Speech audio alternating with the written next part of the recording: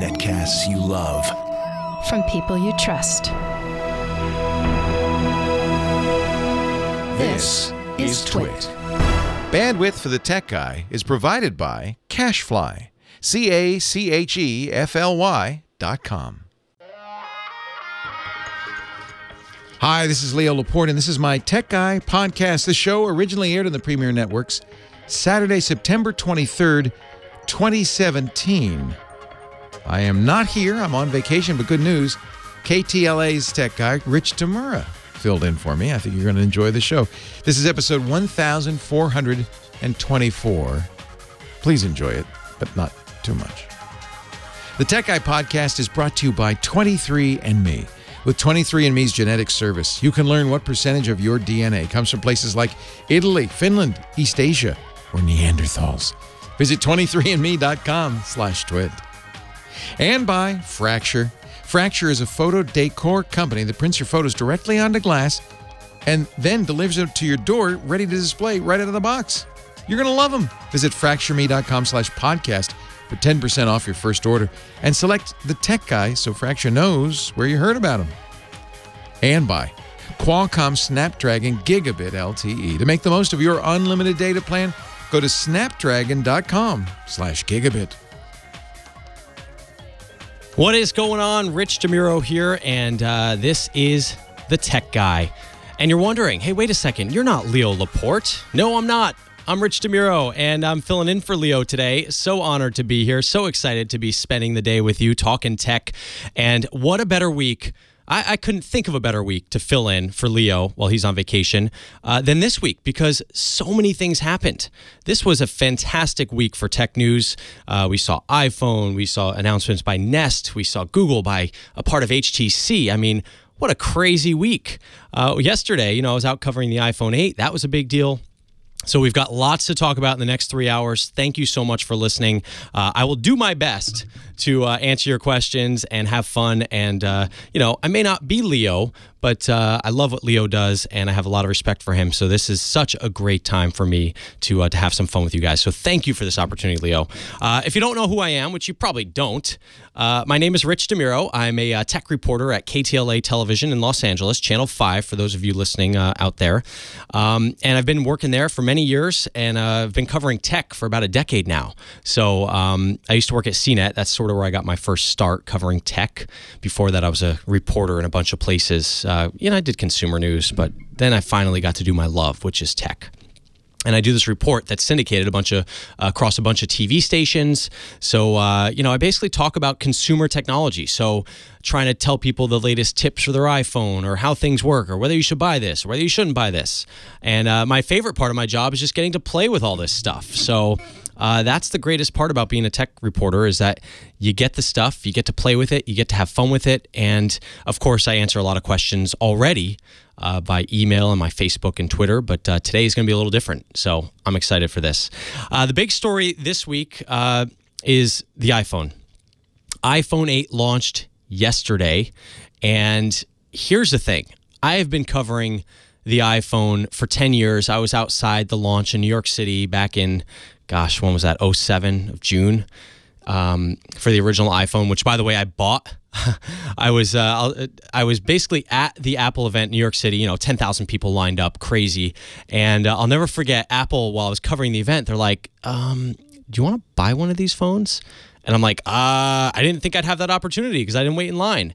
And sure enough, next thing you know, I'm taking out my credit card issued by CNET, and I am buying the phone. And later on, I asked my boss, I said, hey, would you split this with me so that we can, so I don't have to pay this whole, I forget how much it was. I think it was $600. Seemed like a lot at the time, but now they're even more expensive. But anyway, so I got the original iPhone. And then, of course, 10 years later, here we are with iPhone 8 and iPhone 10 coming out soon. But yesterday, what a crazy day. I show up at the Pasadena Apple store outside Los Angeles, which I always go to for the the iPhone launches, and I pull up there around 5 a.m. We go on around 5:45 live, and there is not a person standing outside the Pasadena Apple store. And I am literally sitting there in my car as I drove by twice saying, wait a second, I'm looking at my watch. Did I get the wrong day? Did I get the wrong time? Is there a problem here? Was a launch called off? Did something happen overnight that I just didn't know about? I was so confused. I have never been to an Apple event where there's not a person standing outside. And I felt two things. I felt sadness because I said, wow, this is really sad. It's kind of weird. And I don't know what the other thing I felt was, but I just felt like, no, I was in the right place. So it's okay. But I felt like we had ourselves a story, because how strange is that? Apple is this company that is, a behemoth, pretty much makes the top smartphone in the world, as far as coverage goes. I mean, coverage-wise and people that love it and all that kind of stuff. But no one's there. It was just an unbelievable sight to me. And I tweeted out a picture that, kind of went viral yesterday. You can see it on my Twitter at Rich DeMuro if you want. But I couldn't believe it. I mean, I just said I've never seen this in 10 years. Now, I've seen the lines go up and down over the years. Some years have bigger releases. Some years have better phones. If there's a new design, a new feature, people really go crazy over it. But this year, the iPhone 8 literally fell flat. Now, it didn't fall flat. I mean, obviously, people bought the phone. I mean, I have one sitting right here. This a loaner from Apple. But, I've been using it and checking it out. It's not a bad device. There's nothing wrong with the iPhone 8. But the problem is, where were all the people? Did they order it online? Are they waiting for the 10? Are they just uninterested at this point? But we're going to get the sales numbers in a couple months from Apple, and I guarantee they will sell a lot of these phones. In fact, I might even argue it might be a better phone to buy than the iPhone 10 at this point. But let's talk about the iPhone 8, some of the reaction from it. I've been using it for a couple of days now, and Tom's Hardware, they say the iPhone 8 is the fastest phone in the world. They say it's not even close to other phones. Now, the phone I was using before the iPhone 8 was the Note 8. And the Note 8, I thought, was pretty darn good. Pretty fast, pretty sleek, pretty slick, nice design. And I thought that was a great phone. But here's the thing. When they did their tests, so I don't know what these numbers mean, but basically they did some sort of Geekbench test. iPhone 8 Plus gets a 10,400. iPhone 8 gets a 10,200. Galaxy Note 8 gets a 6,500. So I don't know, what that means necessarily, for as far as phones go. But I mean, you're talking, that is, I don't care what these numbers are, but that's a big divide between 10 and 6. So, as far as the camera goes, I feel like it seems very similar. But when you look at DxOMark, they gave the iPhone 8 their best score ever, which is insane to me because guess what my phone was before the Note 8? It was the Pixel. And the Pixel to me is literally, I could show anyone a picture from the Google Pixel, and no matter who they are, young, old, phone person, non-phone person, person who's into tech, person who's not into tech, and every single person had the same reaction to those pictures. Wow. That's unlike anything I've seen before. And I cannot believe that DxOMark says that the iPhone 8 Plus is their best smartphone they've ever tested. Yeah, we're going to be taking calls today, by the way. I should probably mention that. This is a call-in show. I know I'm on my rant right now, but the phone number, 1-8888-ASK-LEO. 1-8888-ASK-LEO. 8888. 8888. There we go. 8888, Ask Leo. How much easier is that? Just dial 8888, Ask Leo. So we'll be taking calls as well. So I do want to talk to you guys. I can't wait. Back to the iPhone, though. 94 out of 100 on their score.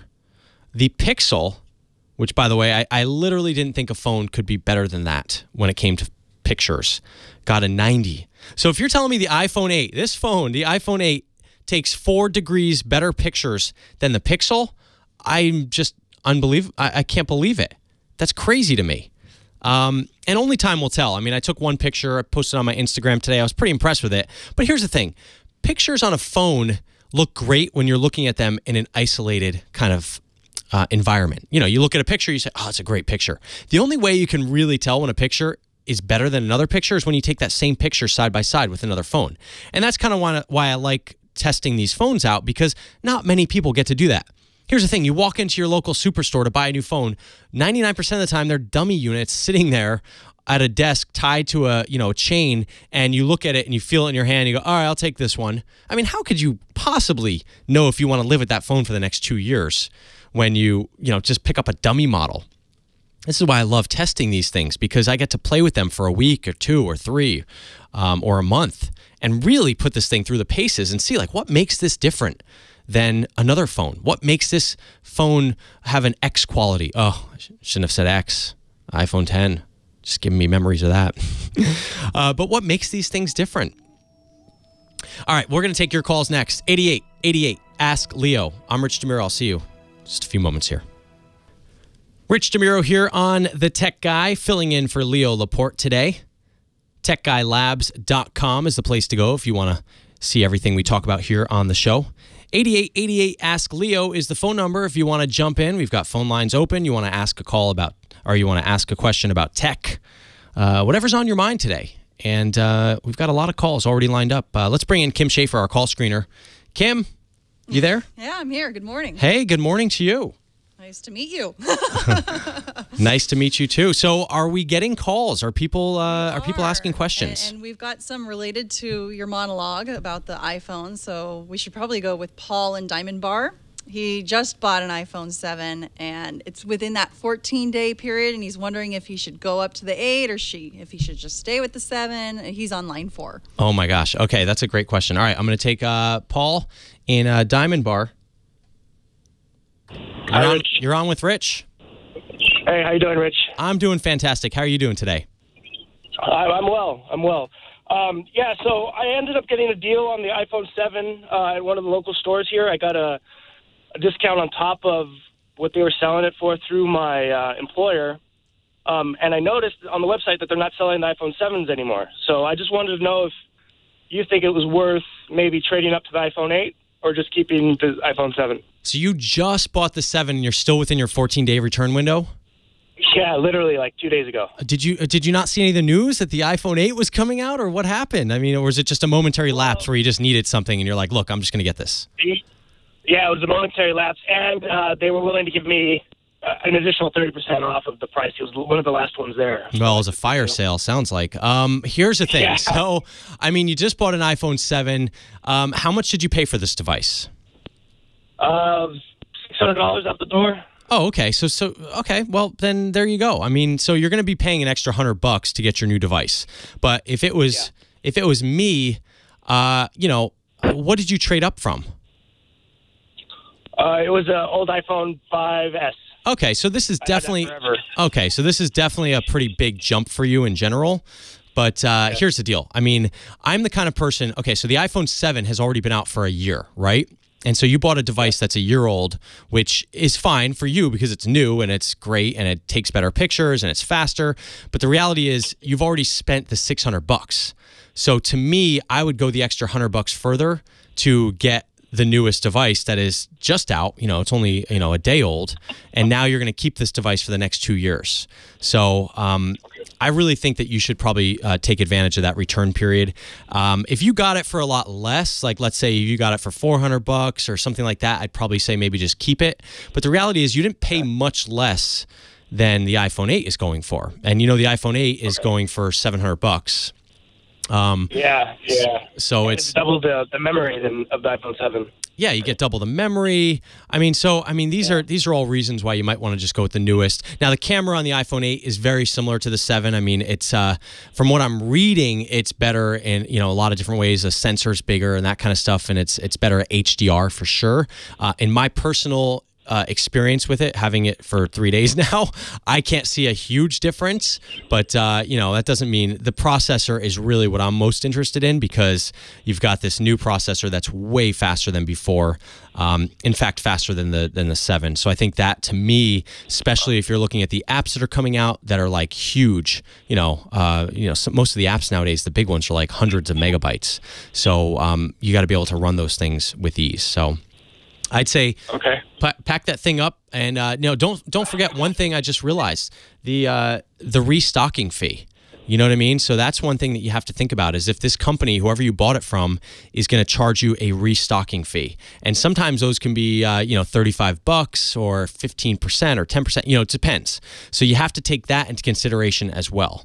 So if they're going to charge you a restocking fee, that could definitely play into this because you don't really want to pay $50 just for that mistake. So, all right. Thanks so much, Paul, in Diamond Bar, California. Thanks so much for being the very first caller today. Phone number, 8888 Ask Leo. I'm Rich DeMuro again. When we're talking all kinds of stuff. It looks like a lot of the calls right now are about the iPhone. So, Joe, let's get Joe on the line here. It looks like Joe has a theory on this. Joe, calling from New York. What's your theory on the iPhone 8? Well, they all start off that they want to give you, high speed and fastest. They all say they're the fastest. But as time goes on, they slow down. And these newer phones will appear to be faster, but I don't believe they are faster. Well, and here's the thing. I mean, everyone always says that to me. They always say, Rich, why does my phone slow down right when the new Apple product comes out? They put out these software updates like iOS 11 just to slow down my old phone. And here's what I explain to people, because the reality is Apple is not slowing down your phone. The processor is exactly the same as it was on day one when you got the phone. The difference is the applications are using so many more resources as time goes on because they can. And Apple is building it that way. So when we saw, iOS 11, it's a big download, and it's going to tax your phone more. So if you have an iPhone 5 or a 6, you're going to feel that. You're going to feel the upgrade because, you're getting new software, but it's not going to be as fast. And just by virtue of any machine that runs over time. Now, I got to say, when it comes to Android versus iPhone, Android devices that I've had, they always slow down over time. And they just no matter what, the apps, everything just kind of gets a little bit, I don't know, gummed up in there.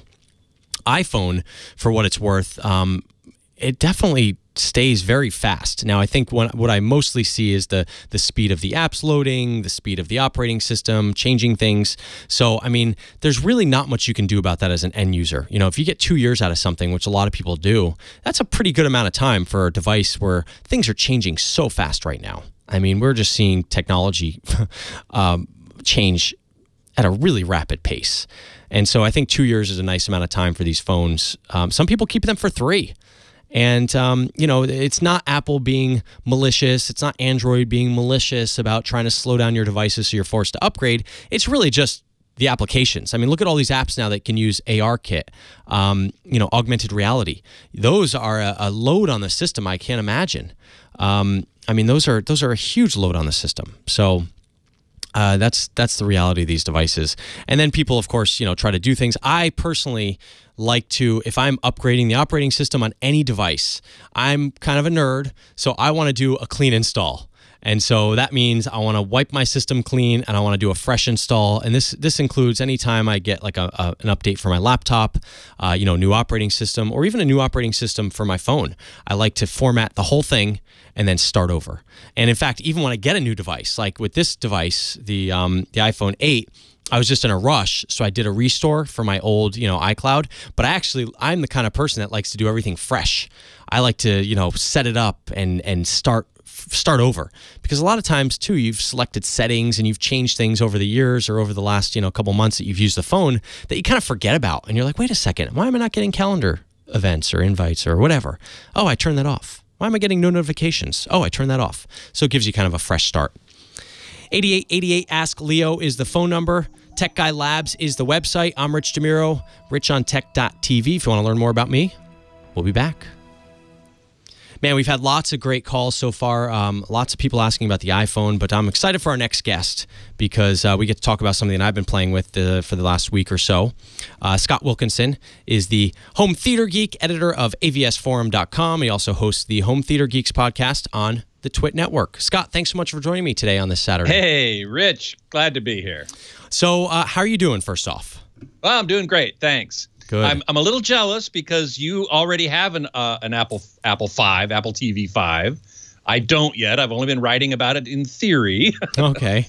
But I look forward to trying it out. Absolutely. It's funny because, and when you look at it and you set it up, there's almost nothing different about it except what it does, obviously, and the remote. So you had the old one, obviously, the ancient. The old one. It's a year old at this point. It's so old. 2 years, I think. I think 2015 was the last one. Oh my gosh! Has it been that long? I'm not 100% about that, but I think that's correct. I actually looked it up when I did my review to see when I looked up my receipt to see the old one. I think it was the end of 2015. It was might have been anyway. So yeah, the only thing that I noticed taking out of the box was when you have the old one. Remember the remote? It's really tough to figure out which way is up when you just put it in your hand.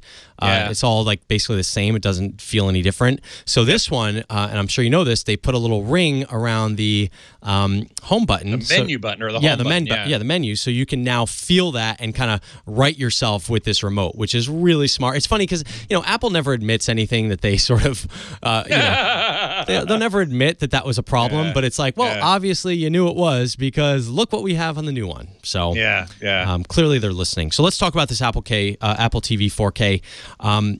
What are your thoughts on it initially before we go into? Well, initially, I'm really happy that Apple has, finally joined the 4K and high dynamic range world. They were one of the last major streamers not to have 4K even, much less high dynamic range. But now they do. And not only do they support HDR10, which is the sort of default HDR format, but also Dolby Vision, which I generally consider to be superior to HDR10. And the really good news is that at the launch of the Apple TV 4K or Apple TV 5th generation, whatever you want to call it, they also made available a lot of movies in 4K and HDR on iTunes. And the best part about that is twofold, in my opinion. First off, the movies you already bought got a free upgrade to. Man, is that great or what? I mean, how in the world? Who went down there? Eddie Q. I mean, who went down to Hollywood and said, "Look, guys, we know you love to charge more anytime there's a format upgrade, but we're not going to let you do it. We're gonna just hear us out." I don't know how in the world they convinced Hollywood to do that. Man, oh man, that is awesome.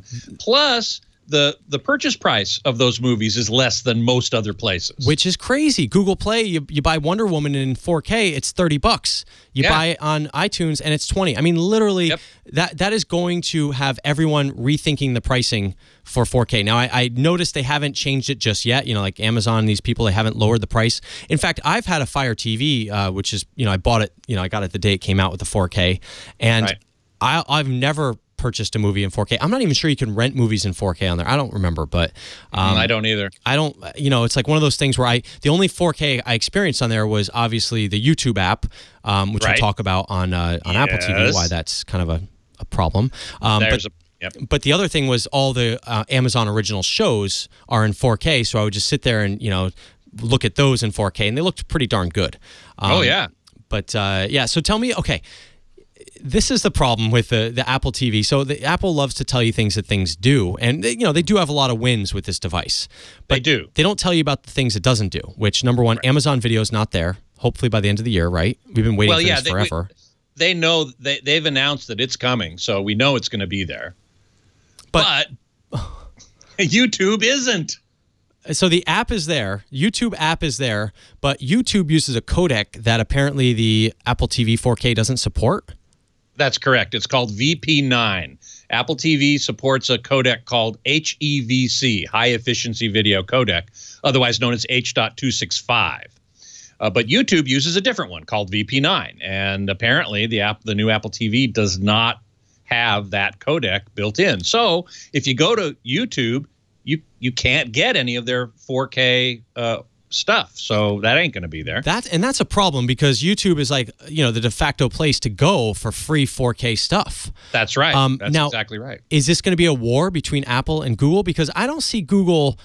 I mean, here's the thing. I guess when you go to YouTube, obviously the videos are transcoded in like a bazillion different ways to work on a lot of different devices. Yeah. So how come they're not transcoded? Is it that YouTube is using a specific codec just for 4K or what? Well, I honestly don't know because I'm not inside of YouTube, but I do know that VP9 is a Google developed codec. So, they must be saying, hey, this is our codec. We like it maybe even better than HEVC. I'm not sure I would say that, but they probably would. So they want to spread that codec as far as possible, but at the same time, keeping in mind people that are going to be mad or just drop YouTube. And they're the only ones using it, as far as I know. Right, but if Google is behind it, they want to get it everywhere. Let's talk about the HDMI cable. So, do I need a new HDMI cable when I buy a 4K Apple TV? No, probably not. I should say. As long as you have an HDMI cable that is rated at high speed, and by that we really mean 18 gigabits per second, then it doesn't matter. The only caveat I will say to that is that if you're running a fairly long distance, like over, I'd say 3 meters, 10 feet roughly, then you might run into a problem. Unless you have an active cable, that is one with a little piece of circuitry in it that kind of pushes the signal along and doesn't allow it to degrade. As you push a high bandwidth signal over longer distances on copper, anyway, the signal can tend to degrade, and you'll either get sparklies on the TV, or the picture will come and go, or it just won't show at all. I just saw at CEDIA this year, which is a big trade show in my industry, a fiber optic cable for HDMI that can go up to 200 meters. So that's one option. It's expensive, but it's one way to get a long distance from, say, your AVR or your streamer, in this case, to the TV. So what about the input on my TV? Because I noticed when I plugged, and I have a 4K Vizio, which is recent. I bought it last year. I think it's the is it the P series? The M series? I think it's the M P series. or M, yeah, probably. One of those. It was cheap. I mean, it was an amazing deal. I mean, it's Vizio. Vizio's amazing. You get everything for a great deal. But my question is, when I plugged it in, it didn't work on the one port. So I actually had to switch to a different port. And I kind of noticed this with my old TV. Not every HDMI port is created equally. Is that just on old TVs, correct, or is that still? No, that's still. There are certain ports on these TVs that work with 4K and HDR, and others that don't. I mean, that's a bummer. And that's because for some reason, and I really don't understand why, manufacturers have said some of these HDMI ports are going to operate at 10.2 gigabits per second, and others are going to operate at 18. Even worse, in the case of, say, the Sony OLED, which I have, and many others, I believe, you have to go in and tell it, I want you to operate at 18 gigabits per second on this port. Oh, man. So it defaults to 10. All right. So they do that because it's more backwards compatible. And bottom line is, if you plug it into one and it doesn't work, don't bring back the device. Try a different port on your TV. Scott Wilkinson, thanks so much for joining me. Scott is the Home Theater Geek and editor of avsforum.com. You can also catch his show, the Home Theater Geeks podcast, on Twit. We'll be back with your calls, 8888 Ask Leo, after this. Hey, everybody. Nice to see you all this fine Saturday. That was fun. Yeah, you didn't even get to talk about the other parts of the Apple TV, many of them. One of them is it takes everything that comes in, no matter what it is, whether it's standard dynamic range, high dynamic range, high definition, standard definition, or ultra high definition UHD 4K, and it upconverts everything to 4K HDR at 60 frames per second. That's the other thing. It reconverts everything to that and sends it to your TV.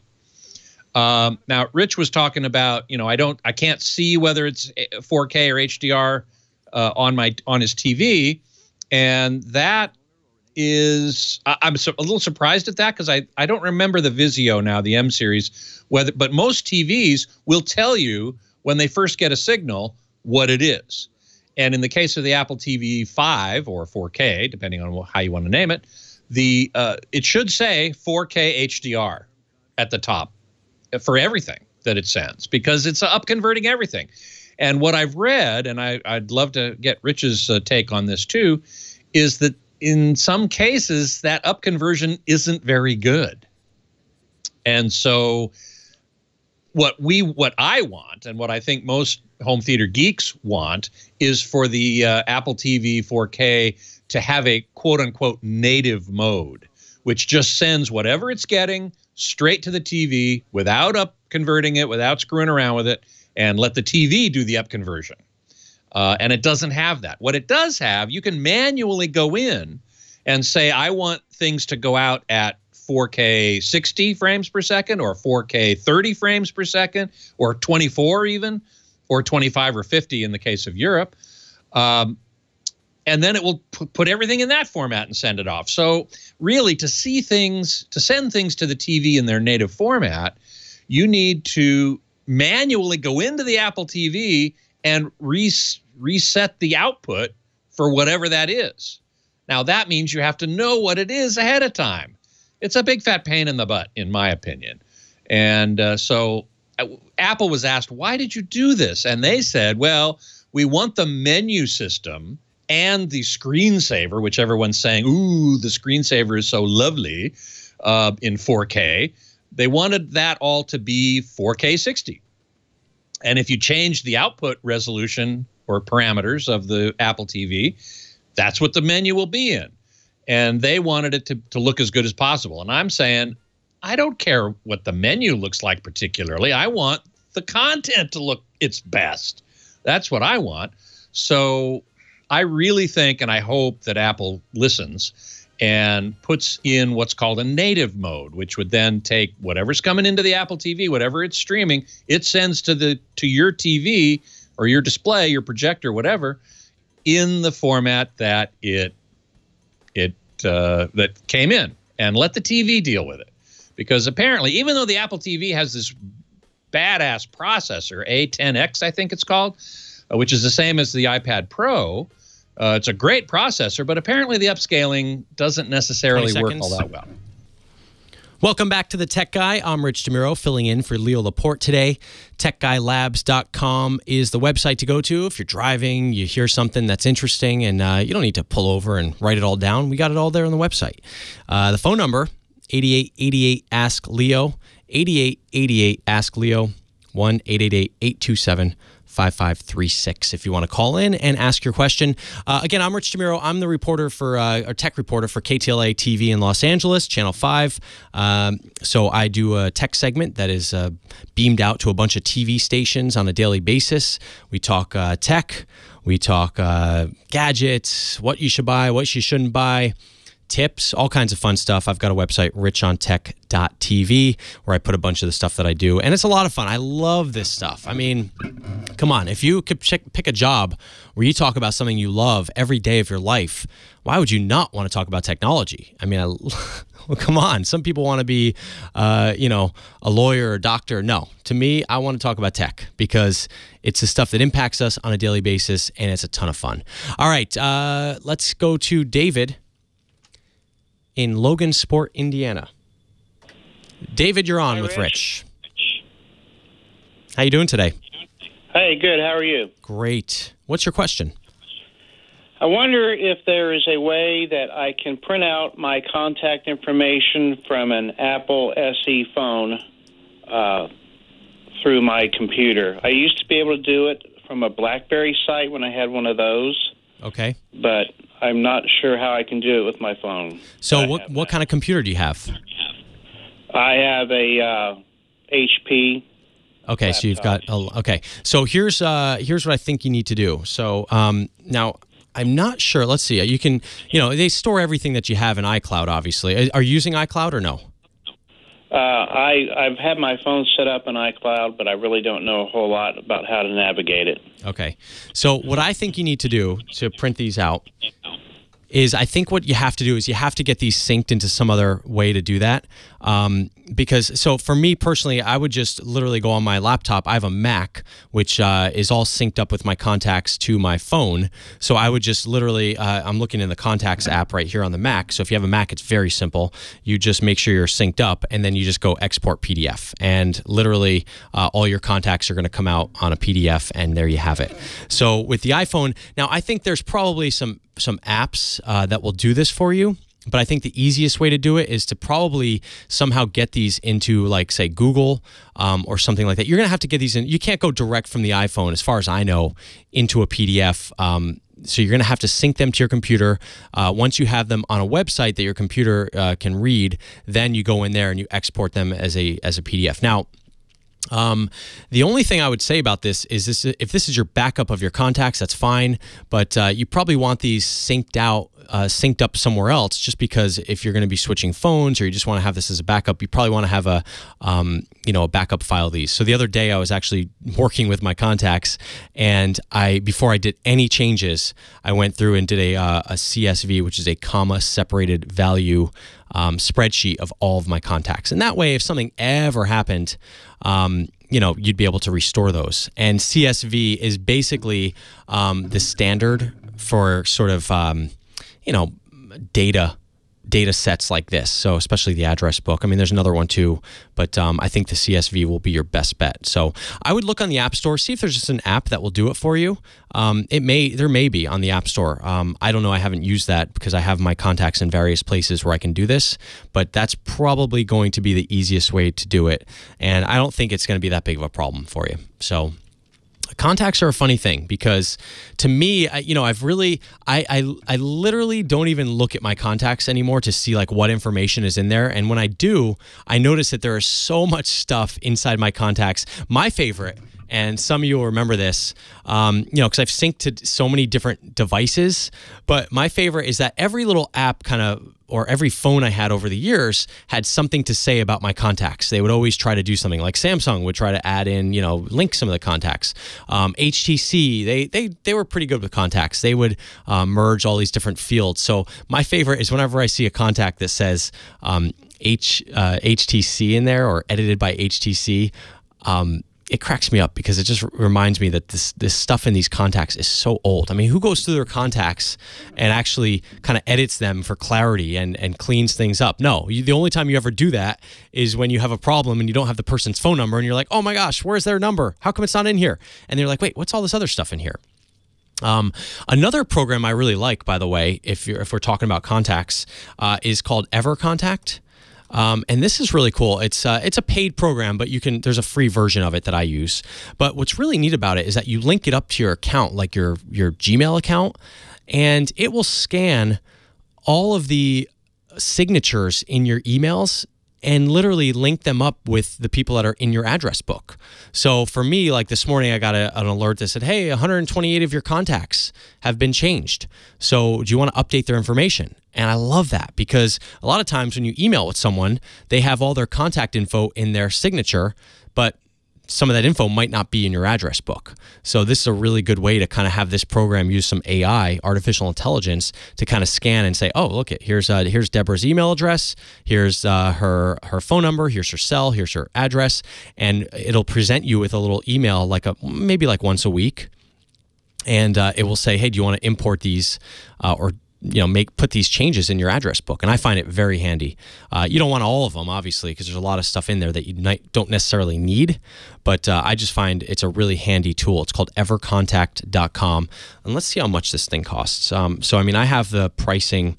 I have just the free version. Yeah, individual. So the free version, analysis of incoming email signatures, 30 emails per day max.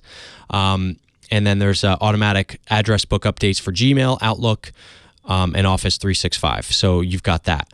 And then if you want to pay $5 a month, you can do unlimited email analysis and centralized contacts and a dedicated address book. But I've been using just the free one forever, and it works just great. So definitely check out EverContact. Another one I like, while we're on the topic of address books, I mean, this is exciting stuff. Full Contact. So this is another website I actually have my contacts synced with as well. And Full Contact, again, they want you to pay, and this one's extremely expensive if you if you want to buy it. It's like kind of crazy. I think it's like $10 a month, which is insane. But I mean, look, if you're a business salesperson, I mean, this is the kind of stuff that you would pay for, because in one job, if you get a job from this, it will pay for itself. But I use the free version again. And what Full Contact does is it kind of brings in information about all of your contacts. So it will literally search online for their LinkedIn profile and their email addresses or their Twitter profile. And it will put all this stuff in your contacts for you. And it's not always right, but it a lot of times is. And it's just kind of nice. Again, fullcontact.com is the name of the website. And why that's cool is because you don't have to do all the work. So they're not going to find necessarily phone numbers for you, but it will find all of the data surrounding that person, including avatars. So, if they have a an image that they use for your contact, on Twitter, it will bring that in to your contact. So when they call you on your phone, it doesn't just have a blank photo for the person. So I really like that. So that's my favorite feature, because I have not been able to find a good way to sync my profile photos from Facebook anymore into my contacts, because I feel like either Facebook changed something. It used to be inside the app, and it used to be inside on the iPhone as well, and on Android. And I used to use something called HackSync. That worked really well, but now it just doesn't seem to work anymore. So if you guys have a good suggestion for that, let me know, because I just haven't been able to find that. All right, let's take one more call right here. Let's see. Man, we've had so many people holding for us. So David, again, thanks so much for calling from Indiana. All right, let's go quick to Norma in Georgia. Norma, you're on with Rich. Hi, Rich. How are you? I'm doing great. How are you doing? I'm good. I have a question. I recently retired, and I was paying internet, cable, and a home phone through one bundle thing, and it was quite expensive. Sure. So after I retired, I have to change all my flow of funds. So I did away with the internet and the cable, and I took out the home phone because I never used it anyway. But I used my cellular, and it's a prepaid plan. And I have my iPad Air that I want to use as the same thing, because I don't want to look at my cell phone for scanning the internet. It's just too small. Because I talked to somebody and they said if I had a 10.3 or later or something, that I could, if it had a SIM card. Yeah, you're trying to share your internet. You're trying to share your internet with your from your device to your iPad. If you're on a prepaid plan, generally they don't allow that. So I don't really know of a plan that lets that. But check out a thing called Freedom Pop, freedompop.com. All right, we'll be back with more of your calls after this. Let's now have an important message from Leo. We'll be back with more with Rich and the Tech Guy Show after a word from 23 and me. So many breakthroughs now in genetics, right? This is the next really great frontier for invention and innovation. But you can participate today. Wouldn't you like to know your genetics, what your genetic breakdown is? You can, very easily, with 23 and me. 23, of course, is your 23 unique chromosomes that determine who you are. You don't have to go to a lab. You don't have to get, draw blood or anything. 23andMe's genetic analysis couldn't be easier. Go to 23andme.com/twit, sign up. They'll send you a kit, little tiny vial inside there, and all you have to do is spit in it.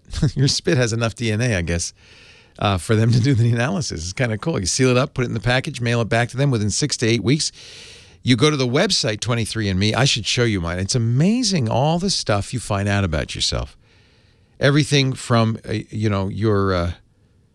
you came from, where your people come from around the world. I'm mostly European, but, it's kind of cool. I'm 4% Neanderthal, which actually is low.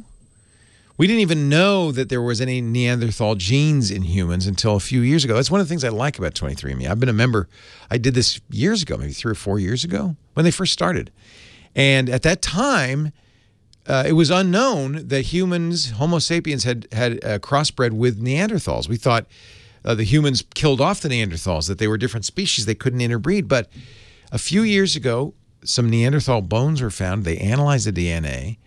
And now they can find the commonality in your DNA. And when I first did 23andMe, they didn't have this report. And that's one of the things I like about it. This is the gift that keeps on giving. When you do the analysis, check back all the time. They're always learning more. And all of a sudden they said, hey, we now can tell how much Neanderthal you have. 4%, it turns out. That's surprising, right? I mean, that's the kind of, it's amazing. Where did your people come from? It may not be where you think. You can also find out genetic traits, like are you more disposed to like coffee than others? Things like that. It's kind of interesting.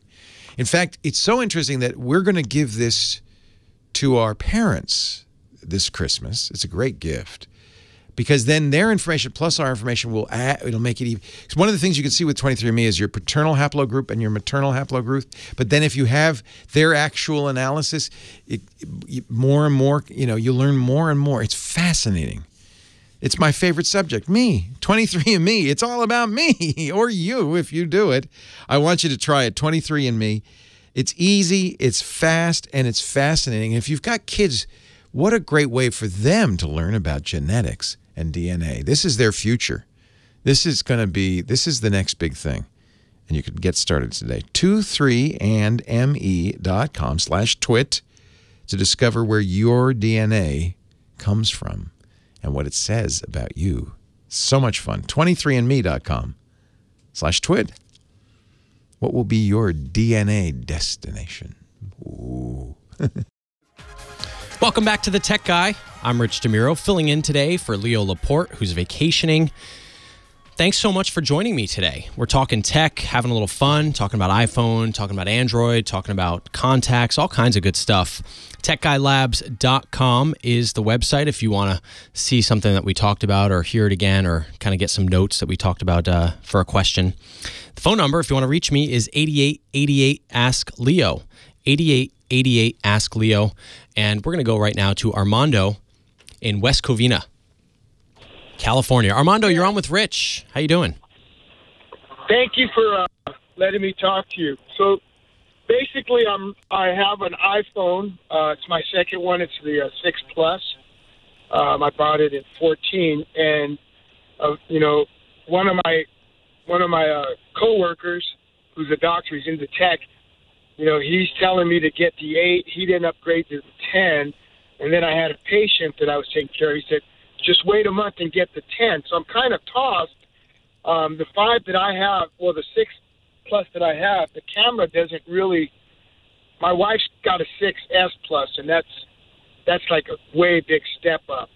I don't do a lot of pictures. I do more apps, and I play golf with it. So I use a couple golf apps. I do some banking. One of my bank apps on there. So I do more apps than anything. But when I do camera, I know that my camera is very. It's not as good. It's not as good. It's because your wife wife has the 6S. You've got the 6 Plus. You're talking 6 Plus is 2 generations ago at this point. Three generations. Well, yeah, 3 if you count the 10, I guess.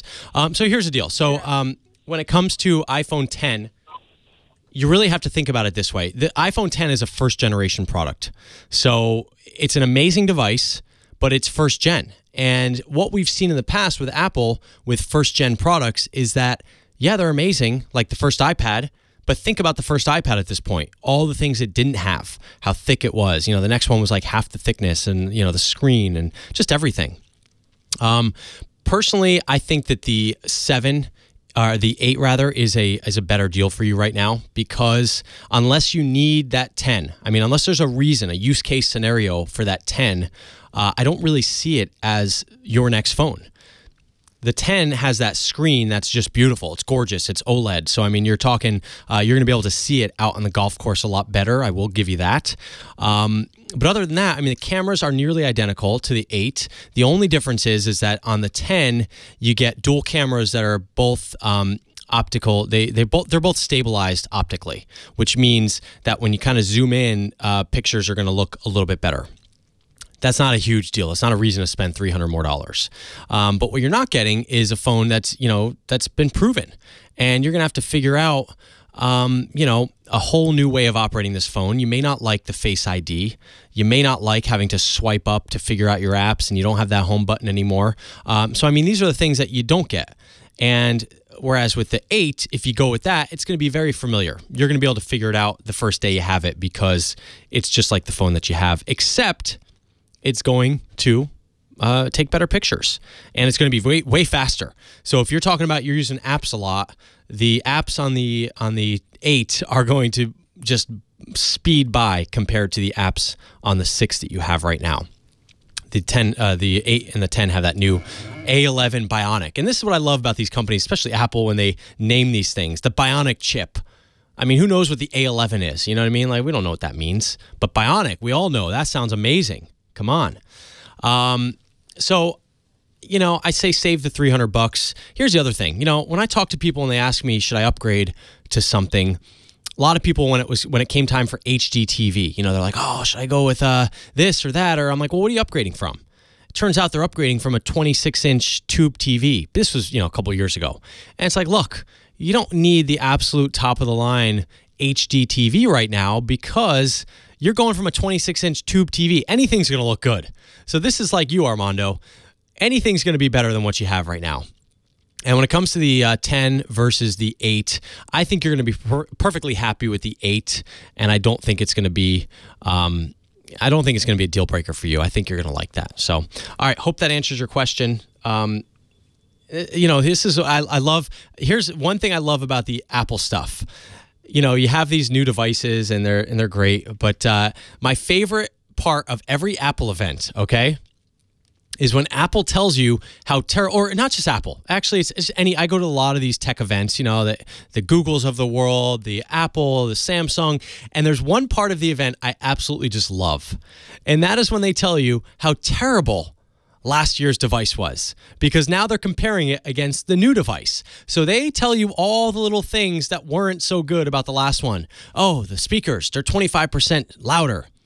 The processor, that was terrible. This one is 40% faster. Oh, the screen, you couldn't even see that last screen. This one is 30% brighter. Oh, the cores on the processor, we didn't even use all those. We couldn't even fire them all at the same time. Now we can. It's all the stuff that you didn't really know, but now you sit there and you're watching, and you're like, oh, okay, that last one wasn't as good as I thought. But the reality is you can't predict the future. We don't know what these companies are going to come up with in the future. So at the time these devices are launched, they actually are good. And so, I just always find that so funny. I love that slide when they say, here's how much better it is. All right, Mike in Palm Springs. You're on with Rich. How you doing? I'm doing fantastic. How are you? Well, I'm sure you get a few of these questions. I'm 73 years old. I have a Dell at my office. I'm not very good at the computer, but I do their contracts. So if I have trouble, I call them and they help me. So, but here's my question. My question is, I'm getting involved in something where I have to show some slides and stuff like that, and I want a laptop, and so I just peeked online, and they had some thin laptops and this thing called 2-in-1, and I'm, like I said, 73, not that literate for computers, and I don't know what to do. Some advice of, not buying the top end because I don't need all the bells and whistles.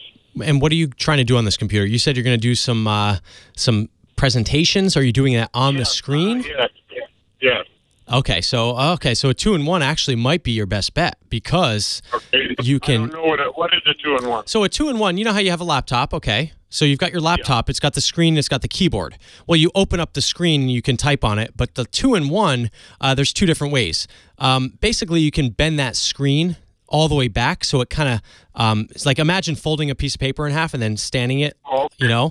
So you can have basically your presentation playing on the flip side of that computer, and someone can see that presentation while you control it from the other side, or your computer just kind of stands up in a nice way where it's kind of like a tent.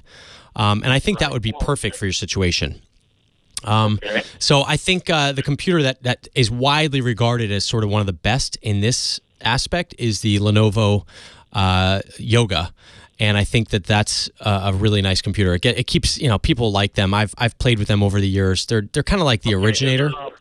What's that? Is there a Dell that would be capable? Oh, I'm sure Dell has 2-in-1s as well. They have. I'm not sure of the exact model name, but I think you just search Dell 2-in-1. Okay. If you like the Dells, they can do the same thing. And I think when this guy came to give the presentation, he had this little thing he set by it, and I said, "Oh, what's that?" He said, "It's a Wi-Fi finder or something." And he paid $10 for it. Yeah, I mean, you can go on Amazon. You're talking about a little clicker remote for the slides to advance them. No, I can get that. Oh, Wi-Fi hotspot. Yeah. See, that's how much I know about them. Yeah, Wi-Fi hotspot. I've got one. Fantastic device. You basically go into AT&T, Verizon, whoever your service provider is, say I want a mobile hotspot, and you pay them a couple bucks a month to add it onto your plan, and you can have instant Wi-Fi anywhere. It's really handy. I love mine. I use it every single day. TechGuyLabs.com, 8888 Ask Leo. I'm Rich DeMuro. I'll be back in just a moment. Welcome back to The Tech Guy. I'm Rich DeMuro, filling in today for Leo Laporte.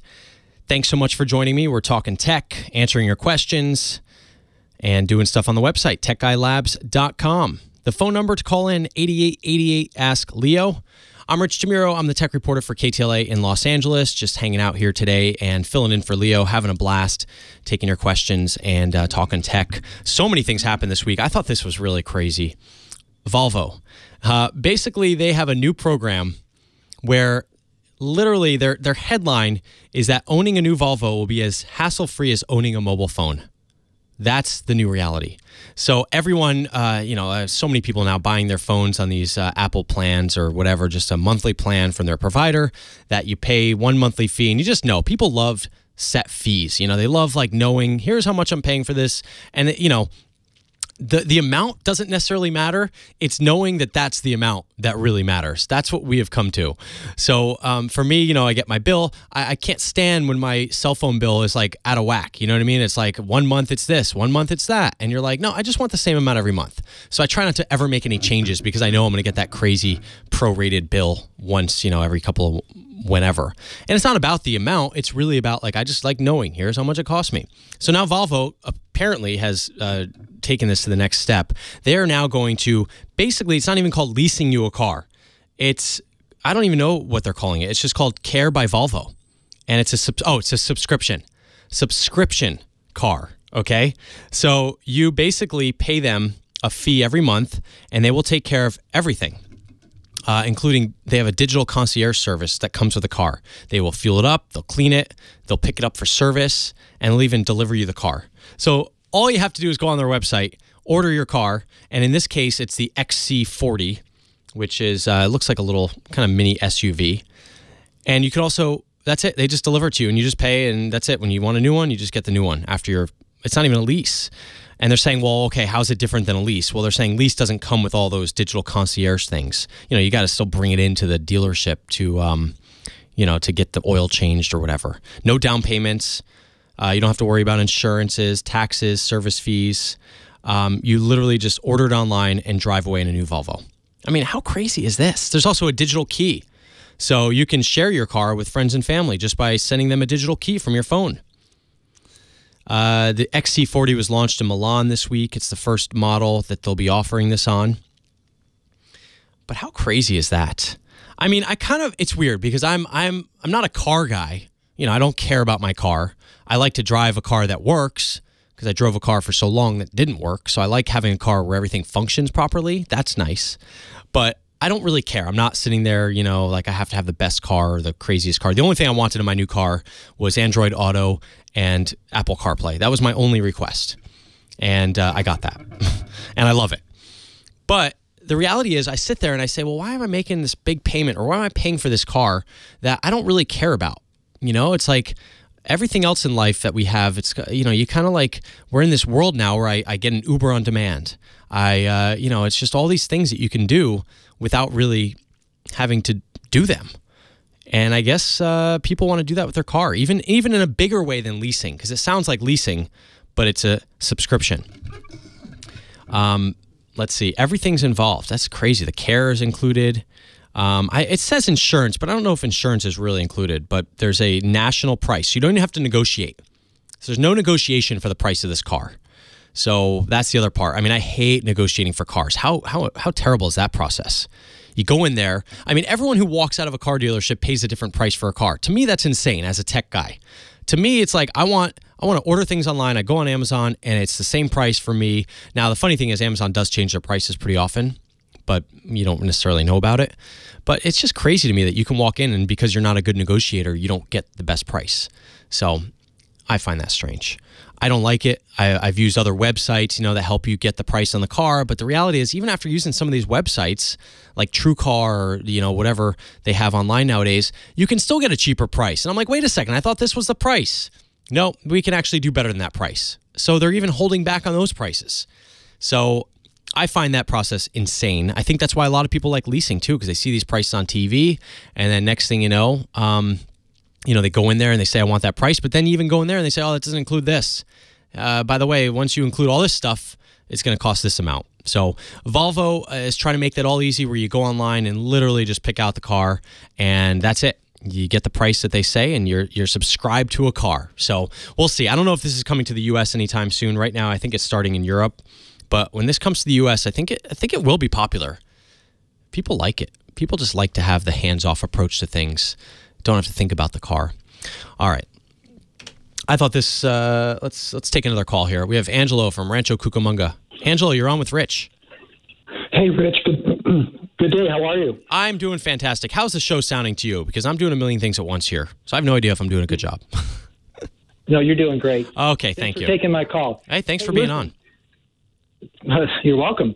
I need advice on record players that I can use to play records and digitally download the data to my computer. I know that there's stuff on Amazon, eBay, and all the websites, but I'm getting overwhelmed by data because my reason for this is my mom has a bunch of records in her collection. Not a huge collection, but I think it's a nice collection because I've Googled some of these groups, these musicians, and I cannot find any trace of them whatsoever. And the records are out of print, obviously, and they're beautiful pressings, and my mom hasn't listened to them for like 40 years. And I wanted to give her a gift of all this music on a USB drive so she can play in her car or at home. And it's a project of mine. And some of the record players, I get it, they're like really cheap, and some of them are overwhelmingly expensive, and it just goes over my head because I don't know how to choose properly.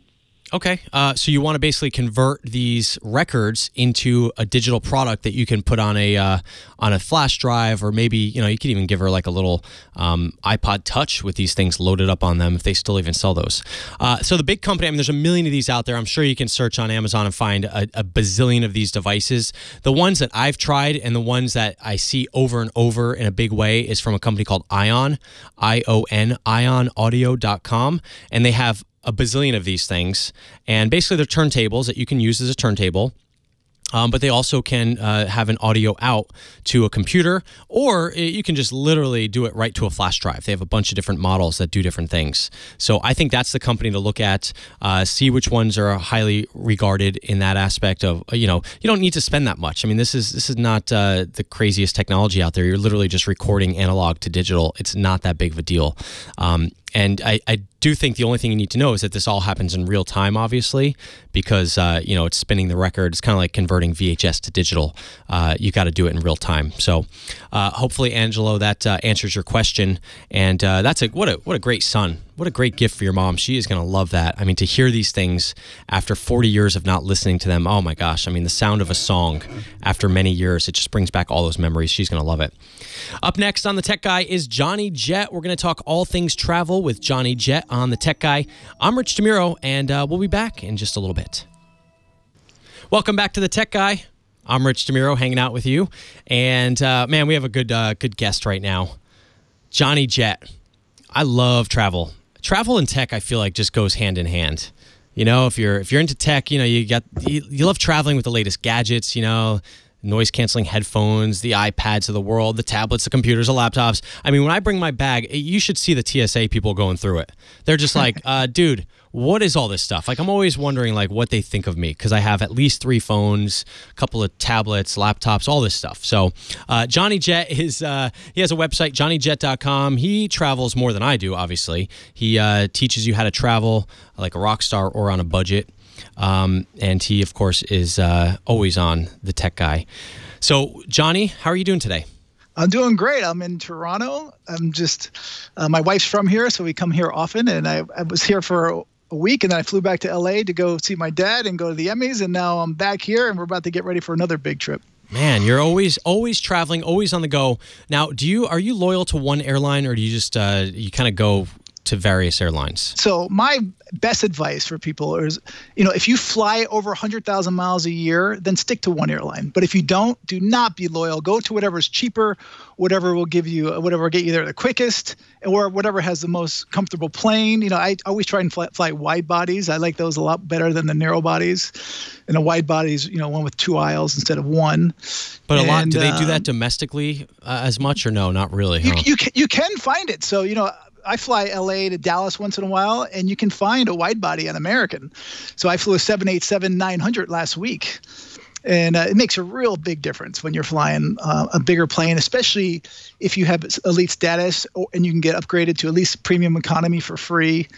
But I'm flying to Europe next week, and on the way back, it's a 757, which is a single aisle. And I'm like, man, that's crazy. I'm not looking forward to that. For Europe. I love how you said upgraded to premium economy, which, by the way, used to be called regular economy. I mean, here's the thing about these airlines, which cracks me up, because I just had this experience with my in-laws when they were coming out, and they booked the basic economy by accident, or they didn't even know, whatever. And I mean, I looked at this thing and the restrictions. I was like, you got to be kidding me. So the ticket prices didn't go down. They just, basically took away more amenities, and it's just crazy. And it's just it's a big scam. Yeah, what it is. It really, I agree. It is a scam, because the average person who's flying once in a while doesn't really know about it, and they don't pay attention. They don't pay attention to read, because the airlines do a pretty good job of warning people, saying, look, yes. You do not get early boarding. You're going to board last. You're not going to be able to bring a carry-on onto the plane. People think you at least bring a bag that'll go over the overhead bin. But now they show up with a bag and they get charged at the gate. They'll charge, but now they charge a $25 extra fee. It used to be, it used to be kind of like a sneaky way of getting a free bag. I've noticed a lot of people would do that. They would bring their bag and be like, "Oh, it doesn't fit here. Sure, go ahead and gate check it." Nope, not so much anymore. They'll still get you for that $25 fee nowadays. Well, you still can get by if you're on a regular fare, but if you're on that basic economy fare, not only do they charge you for the $25 for the baggage and $35 for your second bag, but they'll charge you a gate fee. Oh, wow. Just to do that. Oh, wow. If you're on these basic economy fares. So that's why you really have to read whatever fare you're buying. Read all the restrictions. And also, that's why. They're going to start charging you just to scan your phone at the when you go on the plane. They'll be like, if you want us to scan it, that's $5, by the way. Well, some airlines do charge a boarding pass to print your boarding pass out at the airport. Oh my gosh! Wow. So you when you buy a ticket these days, you have to realize that everything is a la carte, and just find out exactly what you're going for. So to answer your question, I recommend not choosing one airline unless you fly a lot. And if you do, then stick to one airline, because you get perks. And that's what I do. I get upgraded almost every time I fly. Well, you're Johnny Jet. You better with that name. Come on. No kidding. It's not Johnny Last Row. I mean, that would be a terrible name for a blog, right? So the tip that you shared, bring a snack. This is one I love, because on your website, johnnyjet.com, you always share a tip. And I love this one because it's kind of like a no-brainer tip. You're like, I'll be fine. I've got a 6-hour flight or a 1-hour flight. But tell me why you think it's so important to bring a snack. Well, you got to bring a snack. There's a few reasons. Number one, because you never know if the plane's going to be delayed, or so you're going to be sitting on the runway and the flight attendants don't have food, and that's one reason. Another reason, by the way, is because sometimes the catering, they don't load the planes with the food. They forget, they don't have time, or they only load a certain amount of snacks thinking that only 10 people are going to buy it. And by the time they get to the fourth row out of like 30 rows on a plane, they're out of food and they say, sorry, we don't have it. And I've seen that happen a lot. So that's why I'm always telling people to make sure you bring food, and I always bring water too. Yeah. Okay. So now, oh wow, you led perfectly into the story I want to tell real quick, because I flew up to San Francisco earlier this week. And for a meeting, and I knew I was flying out of this airport that I was only going to be there for, a couple hours. So I was flying there that morning and then flying back in the afternoon. But I knew, I'd get hammered at the airport for that water, the bottled water fee, it was $3.50, I know, for like a little 16-ounce water. I'm like, I am not paying that, okay? And it's just one day, so it's easy. So I brought my own little water bottle, okay, which I filled up at the water fountain. They didn't have one of those nice dispensers that you see sometimes that you can fill up. So it's just a water fountain. Filled it up, saved $3, tweeted about it, was so proud of myself for saving the $3.50.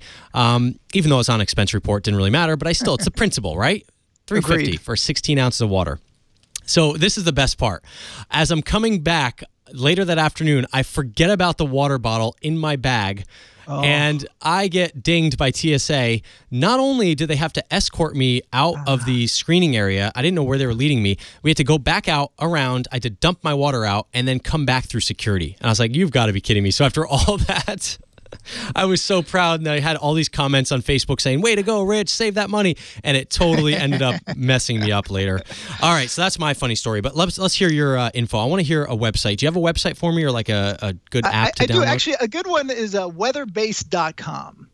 So if people are always asking me, how's the weather in Hawaii in December, or how is Costa Rica in June? And I'm like, I'm not a meteorologist, so I always look at this website to find out what the long-term forecast is, to let people know what the chances are it's going to rain, because a lot of people do not like it when it rains on their vacation.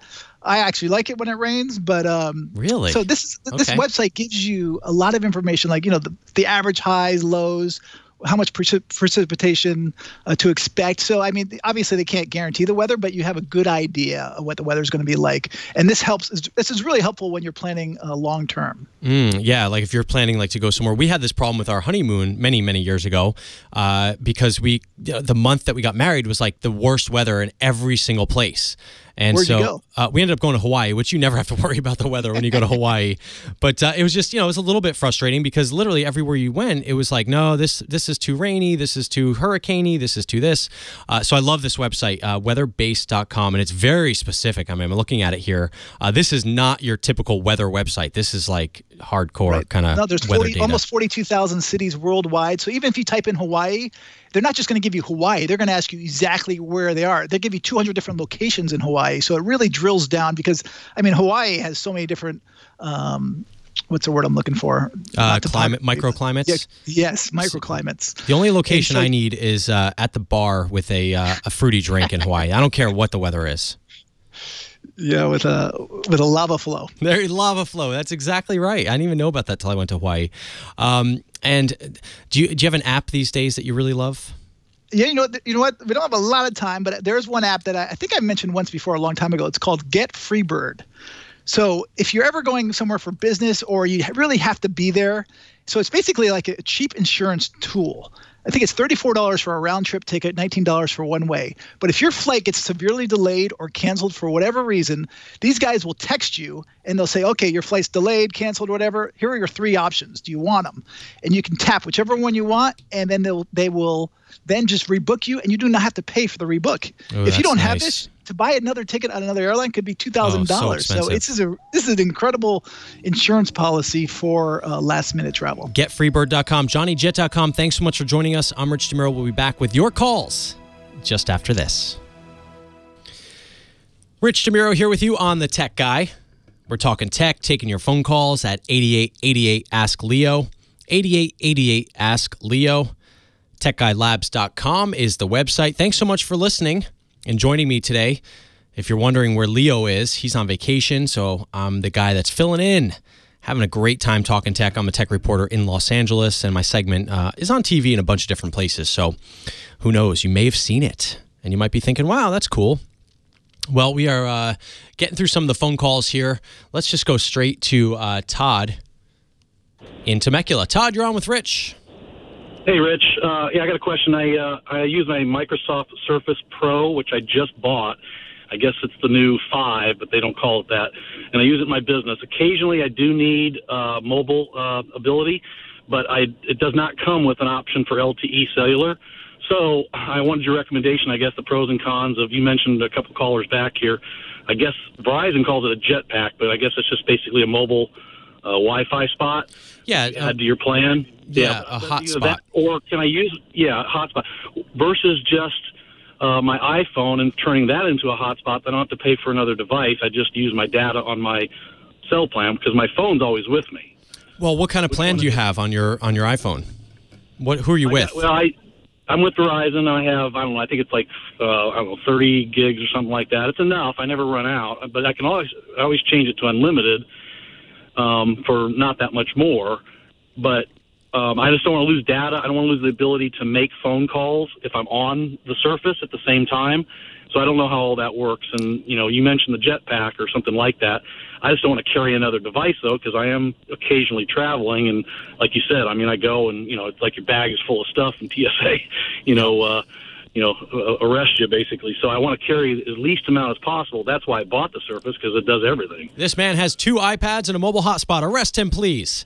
No, you won't get arrested, but it is funny to carry it all around. To me, it's more of charging everything. When I get back to my hotel room, I'm literally setting up like the most intricate charging network ever, where I have to find, a place to plug everything in. That's the toughest part. So here's the deal. Number one, the difference between the mobile hotspot on your phone and your and having a dedicated hotspot, I have both. I personally favor my dedicated hotspot for several reasons. So if you're relying on this regularly, it's way easier to have the dedicated hotspot. It makes life easier. It's simpler. It's its own thing. You charge it up. The battery lasts a really long time, and it's kind of like it's separating the two things. So I get that you have your phone with you all of the time, and it's convenient. And that could definitely be maybe the way you start out, but it uses your battery, number one, so you're going to be going through your battery pretty fast. And then, of course, you have to connect to your phone, which on your device, on an iPhone to a Windows laptop, you will have to turn on the mobile hotspot and kind of fire that up, and then go on your computer, and it'll find it after the first time, but you log in. If you have a MacBook, it actually is a little bit easier because it kind of talks to your iPhone and it says, hey, do you want to link up? And you can do it in like a second. So it's just one more step basically on your Windows setup. Like I said, I favor that. The devices are not expensive. The jetpacks, they're really, it's a razor blade model where they're selling you the jetpack for a nominal price, maybe $100, something like that, maybe even $50, $49.99, whatever, maybe even free, depending on the model. But then you pay monthly on your plan. And the plan, it depends on the plan you have. Now, that's the other part. Your plan right now, Todd, may not have the hotspot functionality on it built in. A lot of these plans back in the day did not. Now we're seeing the hotspot is a very big delineation, because some of the plans have them, the unlimited plans, now they do, but some of them are capped at a certain speed, so you don't get the full speed. And you definitely don't want to be on a slow connection. So for right now, for instance, for Verizon on their regular plan, which is like their regular unlimited plan, you're throttled to a very slow speed on their hotspot, which is not good. If you have, you pay $10 extra a month, I think it is, and it's a much faster speed. So you want to be on the lookout for that. Anytime you're buying these plans, if you're looking at any plan that's unlimited, you have to see what's included with the plan. So a lot of times these providers are saying unlimited, but they're not really unlimited. So they play little games, especially now with the mobile hotspot part of it. So the other day, I actually went to use my mobile hotspot on my phone, and it wasn't working. And I recently changed plans, and sure enough, they had switched me to an unlimited plan that was sort of throttled, which means all the speeds are really low, and hotspot was not included. So I had to change my plan to the better plan and get the hotspot. And then you only get a certain amount of gigabytes every month. So on your plan, you may get just 10 gigs, which may be enough for you, depending on what you're doing. So I think the dedicated hotspot, if you're using it for business, I think the hotspot that's dedicated is going to be the way to go, because it's easier to kind of manage. It's independent of your battery on your phone. You get more battery life. You can see right on the device how much data you're using, so you kind of know if you're reaching your limits. For all those reasons, I like those better. So you can go right into Verizon and just ask them, hey, can you help me out with the hotspot here? I think you're going to be better off, especially like you said, you're doing it for business, Todd. So I really hope that helps you. Thanks so much for calling in on the Tech Guy. Phone number is 8888-ASK-LEO, 888-827-5536, 1-888-827-5536. That should be a free call from anywhere in the U.S. So, hotspots. This is funny because the more gadgets we have, the more kind of hotspot, the more connectivity we need. I've got an Apple Watch now that has a cellular connection. I was trying to set that up, and sure enough, I've got a call to get that set up. But I mean, it's crazy. It's like everything you get nowadays has some sort of cellular connection. Everything from home video cameras, My iPad, I love. That's one feature I love. I always recommend when you get an iPad to get the cellular if you travel at all, because it really is handy. It's just so nice not to have to connect to anything. It really makes sense. I thought this was funny. This is in the news. I got to talk about this because we are getting, everything is delivery nowadays. You can get everything delivered. You got Postmates. We did that the other night. You get whatever you want delivered to your house via Postmates. We get Amazon Prime Now. What else? We get all kinds of stuff delivered to the house. And it just always makes me sad because someone has to literally grab my razor blades and basketball that I randomly ordered and bring it to my house within 2 hours, or a case of water. And I always find that crazy. But, the reality is this is the economy we live in, and it gives people jobs. You tip them when you do Amazon Prime Now, at least, they offer a tip right in the app, and it says, hey, make sure you tip this person. Now you can tip people that are on Lyft and Uber. So, everyone's making out. Look, people don't do these things if they don't have to or want to. So I guess it's a good thing. But this just cracks me up. Walmart is taking delivery to the next level, okay? They are going to deliver food to your refrigerator. So how crazy is that? They deliver the packages to inside your home. Okay, so they announced they're testing a new service that if you have this August smart home device, like a doorbell and security camera and a lock, the person will get access to your home to put your packages inside your house. So no longer will they leave them on your doorstep. They will actually go inside your house and put the packages away. And to take it a step further, if you get a frozen food or a refrigerated food, they will put that in your refrigerator or your freezer. How crazy is this concept? Is this really what it's coming to now? It makes sense. August is a smart lock company, so they can give the person one-time access to your house, and they can get them in that way, and obviously not have them come in after that. But it takes a lot of trust to let some random person into your house to deliver this stuff. I assume they're vetted. But who knows? I assume they're vetted. I don't think Walmart would do this. They get a one-time passcode to enter the customer's house. They put the cold and frozen groceries away if need be, and then they skedaddle. Could it be? I could see the Saturday Night Live skit right now. You're in front of the fireplace with your wife, your significant other. You're having a glass of wine. You got Netflix on, whatever, and all of a sudden the front door opens, and it's Jim the delivery guy with your Walmart stuff. Just don't mind me here. I'm just coming into your kitchen to put your groceries away. It just sounds like something that would be a parody skit. But this is the reality we're in. We're trying all kinds of different things. It just takes it a step further. These guys don't even ring the doorbell anymore half the time when they deliver stuff to my house. It used to be that FedEx and UPS would actually ring the doorbell and you knew you had a package. Now they don't even do that. The other day I got my delivery from Amazon and I didn't get a doorbell ring. I was in my office. I just got a text with a picture of my package at my front door, and it said, "Hey, your package has been delivered." Crazy. You can talk about anything you want here on the Tech Guy. 888-ASK-LEO. 8888 Ask Leo is the phone number if you want to get in. We've got phone lines open. You can talk tech. Tell me your crazy delivery story, whatever you want. I'm Rich DeMuro, and we'll take more of your calls after this. And now, here's a special message from Leo himself. I am really excited. I found a new way to share my photographs with family and friends and in our house. One of the things about, it's my hobby, photography. I think you know that. I'm kind of obsessed. Lisa, my wife, loves it too. And when we travel, we take a lot of pictures. The problem is, and you probably experienced this, at least now it's digital. It used to be all your pictures would be in a shoebox in the closet. You never see them again. Or maybe, like in my family, you have a slide carousel, and like once a year, maybe you have a slideshow. And that's it. Well, it's kind of the same. We have shoeboxes, but they're digital shoeboxes. We stuff our photos in Apple Photos or Google Photos, and that's it. They're there. But, do you ever look at them again? Maybe you print a book, but then it's on the coffee table. You got to try this. It is a wonderful way to decorate your home, your bedroom, your office with some of your best images. And when you're going to print them, don't print them on paper. Print them on glass with Fracture. Fracture is awesome. They're in Gainesville, Florida.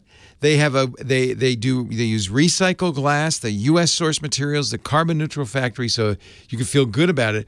But they print right on the glass, and it does something that makes the photo come alive. It's beautiful. The colors are richer and deeper. The contrast is great. I've done a lot of black and white monochrome pictures too, and it looks fantastic. Print them at a variety of sizes. If you've got, I had a picture that I took the last trip of a seal and a car. It was beautiful, and I love that picture. So I printed it huge. It's poster size, giant, and it looks so good. Easy to hang, too. Fracture has a great way of sending these pictures in a box without a lot of packing material, but very secure, very safe. And then when it comes, it has the backing already on it, ready to hang. They even have a little hole in the back for you to hang, and they give you the mounting equipment, the screw that you need to do that. Could not be easier. It's a great gift, too, as we get ready for the holidays. A gift to grandparents of the kids or of the family, it's just fantastic. Fracture comes with, of course, a 60-day happiness guarantee, so if you don't love your order, they'll make it good. It comes perfectly packaged, but if anything should happen to it, of course, they'll take care of you. It's a great company, really nice people, and boy, do they have a product that is, for anybody who loves photography, the best way to decorate your home. Why put up, the Van Gogh print when you could put up one of yours? FractureMe.com/podcast. That's the website, and you'll get 10% off your first order. But when you do it, would you please select the tech guy so they know where you saw it or heard it? FractureMe.com/podcast. Check the box next to the tech guy and get 10% off your first order. Fracture is fantastic. You're going to love it. Thanks, Leo. Man, you guys in the chat room having a great time today. Rich DeMuro with you on the back end here. So we're not on the radio right now, or at least we shouldn't be. But thanks so much for chatting up, having fun with this stuff. Everyone enjoying the show so far? Don't answer that. You don't have to. Don't answer it now. Don't tell me now while I'm still going on. You tell me after the show. All right, let's see. We got some calls coming in. Oh, we got a call from New Jersey. A lot of callers from LA. Hey, Rich, looking at the jetpack hotspots on Verizon. Love you, Rich. Oh, I love you too. Thanks. Rich, you're doing very well. Oh, thank you. Guys are so kind. I was expecting an angry chat room. Actually, very good. See, yeah, see, I like that. Thank you. But yeah, I was expecting, it's like anytime someone's different, of course, it's it's always tough. It's like your favorite person is being someone else is doing the job of them. It's always strange. It's always a weird thing. So thank you for accepting me. I appreciate it. And this is an amazing personal fun for me because obviously Leo such a legend, and to be able to do this is so fun. So love it. Oh, angry people get kicked out. Oh, cool. So everyone in here, if you haven't said that I'm bad, if you say I'm bad, then you just get kicked out. I love that. Let's just keep it that way. That's a good way. See, that's the way the world should be. If you say something mean, you're just done. Goodbye. Yeah, I don't have to talk to you. I guess people do that on like Instagram and stuff. What's it called? Yeah, like they'll like, I guess Instagram, they have this new algorithm that doesn't show you like necessarily like the negative stuff people are saying about your photos. I know, isn't that crazy? So you may not know, but people are saying the mean things about your photo and you can't even see it. So yeah, don't mute me. Don't mute me, bro. Murray on travel. And by the way, I love that you guys are from all over the place. I'm in LA. I do my segment in various places. Oh, the radio? Yeah, just to keep in the background. Good call. Yeah, I love that you guys are from all over the place. Leo Laporte, the tech guy, will begin at 6 minutes past the hour. It's like the TSA. The mods make us dump any liquids before entering. So true. It's like, look, if you don't have something nice to say about Rich, we're gonna have to bump you out. Yeah, it's fun. Seal Beach. Yeah, I'm from New Jersey, so you've probably noticed. That I say button or button. People always get on me for that. Okay, I know. I'm from New Jersey. When I grew up, I had to go to speech forever because I didn't speak right. But B, I said every word wrong because I grew up in Jersey. I never knew that a draw was actually a drawer. I mean, come on. What's the other thing I said? I said Mira, Florida. I still can't say Florida right. I always say Florida. And I worked for this one company one time where they had to track stuff and, for TV. And it was like, no, it's Florida. I'm like, what do you mean? Florida. North Jersey, right outside New York, like kind of by Montclair. I'm worried that if the merger goes through, oh yeah, well, you don't worry about stuff we can't control. Let's not worry about that. Let's just, how do you pronounce Passaic, New Jersey? Oh, that's interesting. So I used to say Passaic, but I think it's more like Passaic. Passaic. See, everything I say, coffee, I used to say coffee, I used to say water. But now, oh, you live in Nutley. Oh, look at that. Or you lived in Nutley. Very cool. My grandma lived in Nutley. What a great name, Nutley. I live in Nutley. Do you say California? California? Passaic. Yeah, that's about right. Oregon, I used to say Oregon. Piscataway. Oh, nice. Look at you. You guys have got some Jersey folks in the house. Bon Jovi or Springsteen? Ooh, Bon Jovi, I think. But I don't want to alienate 50% of the world. Do you get... Yeah, basically I went to USC in Los Angeles and they fixed me up. Here we go.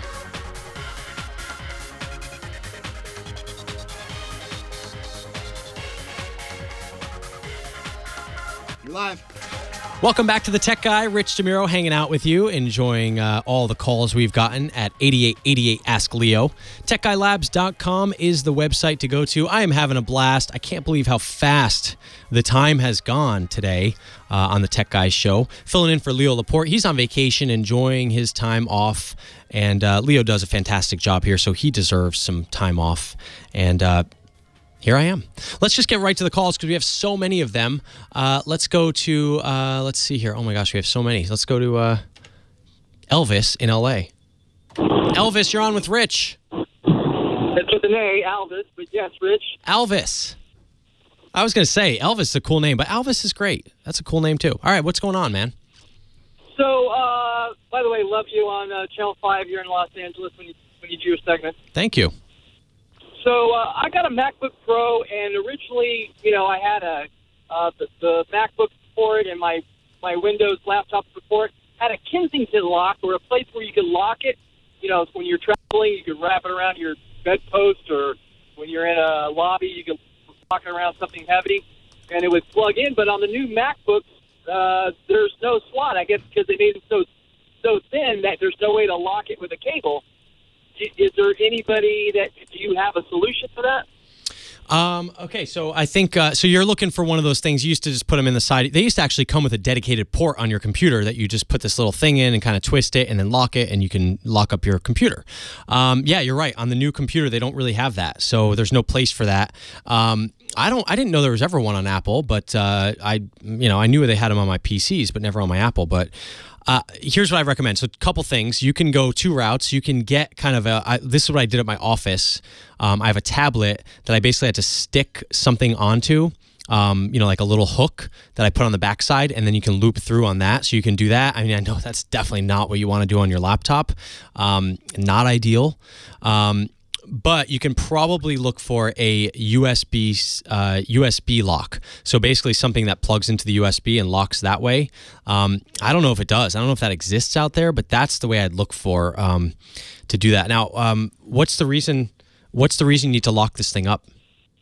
Well, I'm a full-time DJ, so like say you're doing a ceremony and you got the music running and you leave, you don't want somebody walking off my $10,000 laptop. So. Oh yeah, okay. In that case, okay. So you're kind of like set up and kind of leave it there on a table kind of thing. I think your best bet is going to be a kind of a stick-on lock that goes on your device.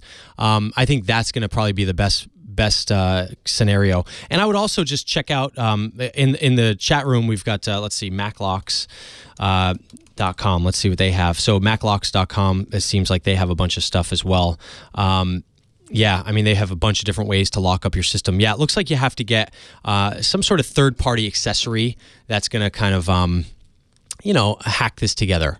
So, yeah, you can figure it out. There's ways of doing it. And since you're setting it up at like a DJ stand, it's not like, look, you're just basically trying to take away that first line of defense of hey, I see that computer, boom, I'm going to run off with it. You're making it tougher for them. This person is an opportunity bandit. So if you take that opportunity away from them, you're going to have pretty good luck. Look, if they want to steal it, they could still figure out a way to steal it. But you're making it a little bit tougher for someone to just, run off with your system. So, Alvis, thanks so much. And good luck with the DJ gig. That's awesome. I love that. DJs can really, a good DJ can really make a party, right? I mean, that's the way it is. All right, let's go to another call. We've got Ron in Chatsworth. Ron, what's going on? You're on with Rich. Rich, first off, I enjoy your show on Channel 5 whenever I get it. They watch it every night. Oh, thank you. And I'm celebrating my 40th year as a writer. Wow. Congratulations. 40 years doing anything is a lot, right? Well, I'll tell you, the hardest thing I ever wrote was a Scooby-Doo cartoon. Oh, wow. I probably watched that cartoon as a kid. Well, I knew it would be around forever, and so I spent more time on that than I did writing for Norman Lear on one of his shows or something. Wow. So, anyway, I wanted to ask you, I have an iPhone, I think it's a 7, and a couple things. When I ask Siri to call someone, sometimes she calls them. I say, call John Smith, Siri, and she calls John Smith. And then I use it again, say, Siri, call Jane Smith. And it says, you must first unlock your cell phone. And it's like, how can I stop it from locking me out sometimes and letting me through other times? How can I just keep it unlocked, the whole day? Well, there's a couple settings inside your Siri that you can look at and see how they're, what they're, where they are and why that's causing that.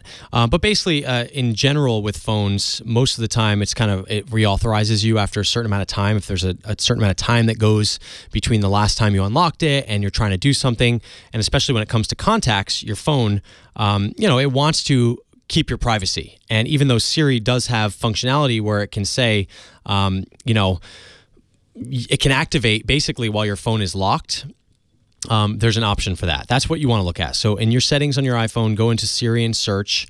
And this may be I don't know if you updated to iOS 11 yet, but you have a 7.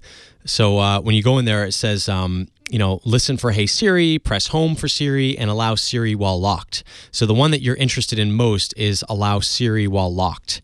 And so you can basically make sure that's turned on, and that's going to give you the best chance of completing that call. Now, just, what I've seen in my experience with all of these systems is that, yes, sometimes they do call without unlocking, and other times they do ask you to unlock, even though I have this kind of on. And I think that has to do with, sort of an algorithm in the phone that is saying like, hey, we haven't really heard from you in a while. We haven't had, a fingerprint authorization in a while.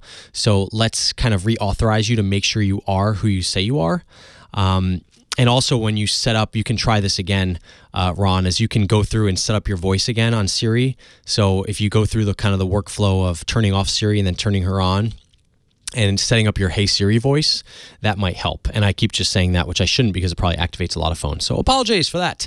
There's like 15, they used to have the, the 7 deadly words you couldn't say on radio. Well, now there's like 3 more, and they have to do with the A word from Amazon, the G word from Google, and the S word from Apple, because you say any of these things and like 15,000 devices come to life because they're all activated like that. Ron, hopefully that helps. But yeah, it's basically an authorization thing where that's what's happening there. Let's go to David. David in Los Angeles, you're on with Rich. Hey, how's it going? It is going great. You tell me, how's it going?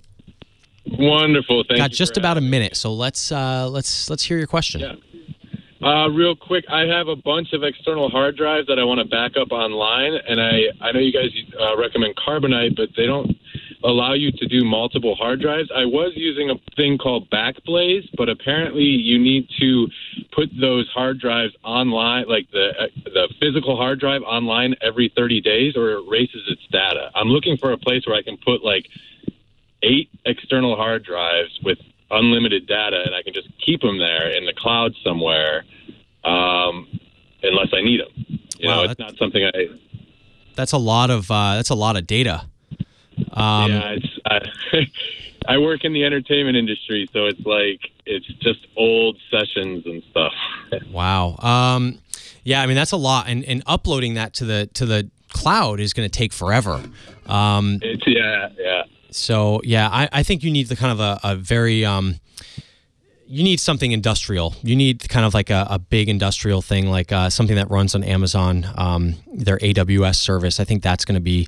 I would do a search for something like Amazon AWS backup corporate or something like that, because you need a lot of space up there, and that's not something that these consumer ones do. 8888 Ask Leo is the number. I'm Rich DeMuro, and we'll be back with more of your calls after this.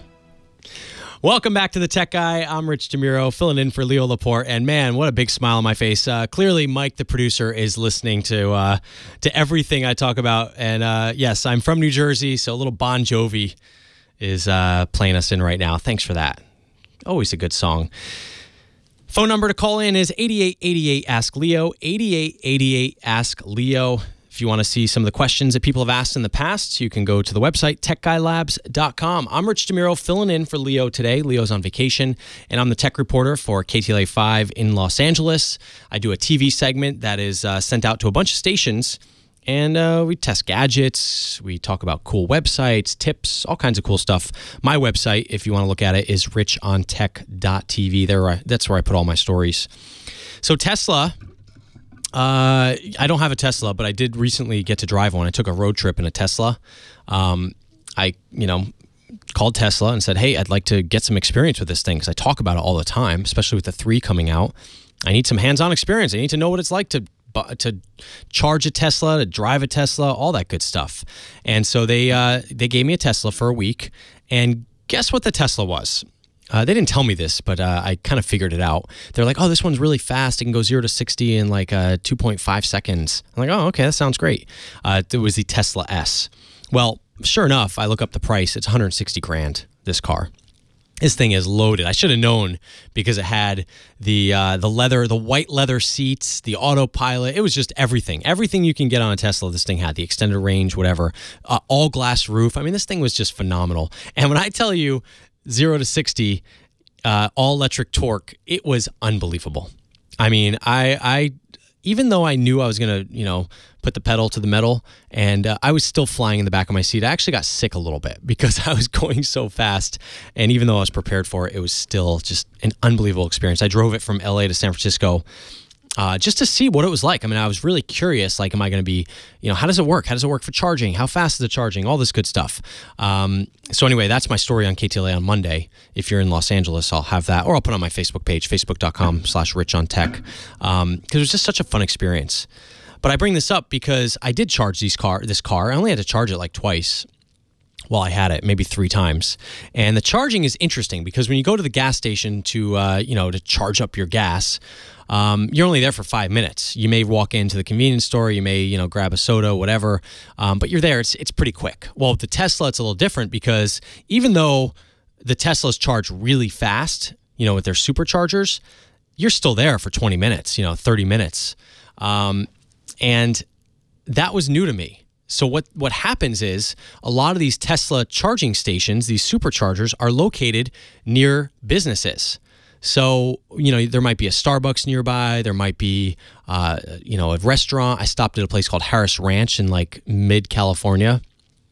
And I ate there twice because they had just a crazy amount of Tesla superchargers, maybe like 20 of them, maybe 25. I don't know. It was a lot. But when you get the official Tesla supercharger, I mean, man, if we could charge our phones this fast, I mean, this thing is like, I would love to visualize the amount of electricity that's flowing into the Tesla at any given time through these chargers because it's so fast. It's just unbelievable.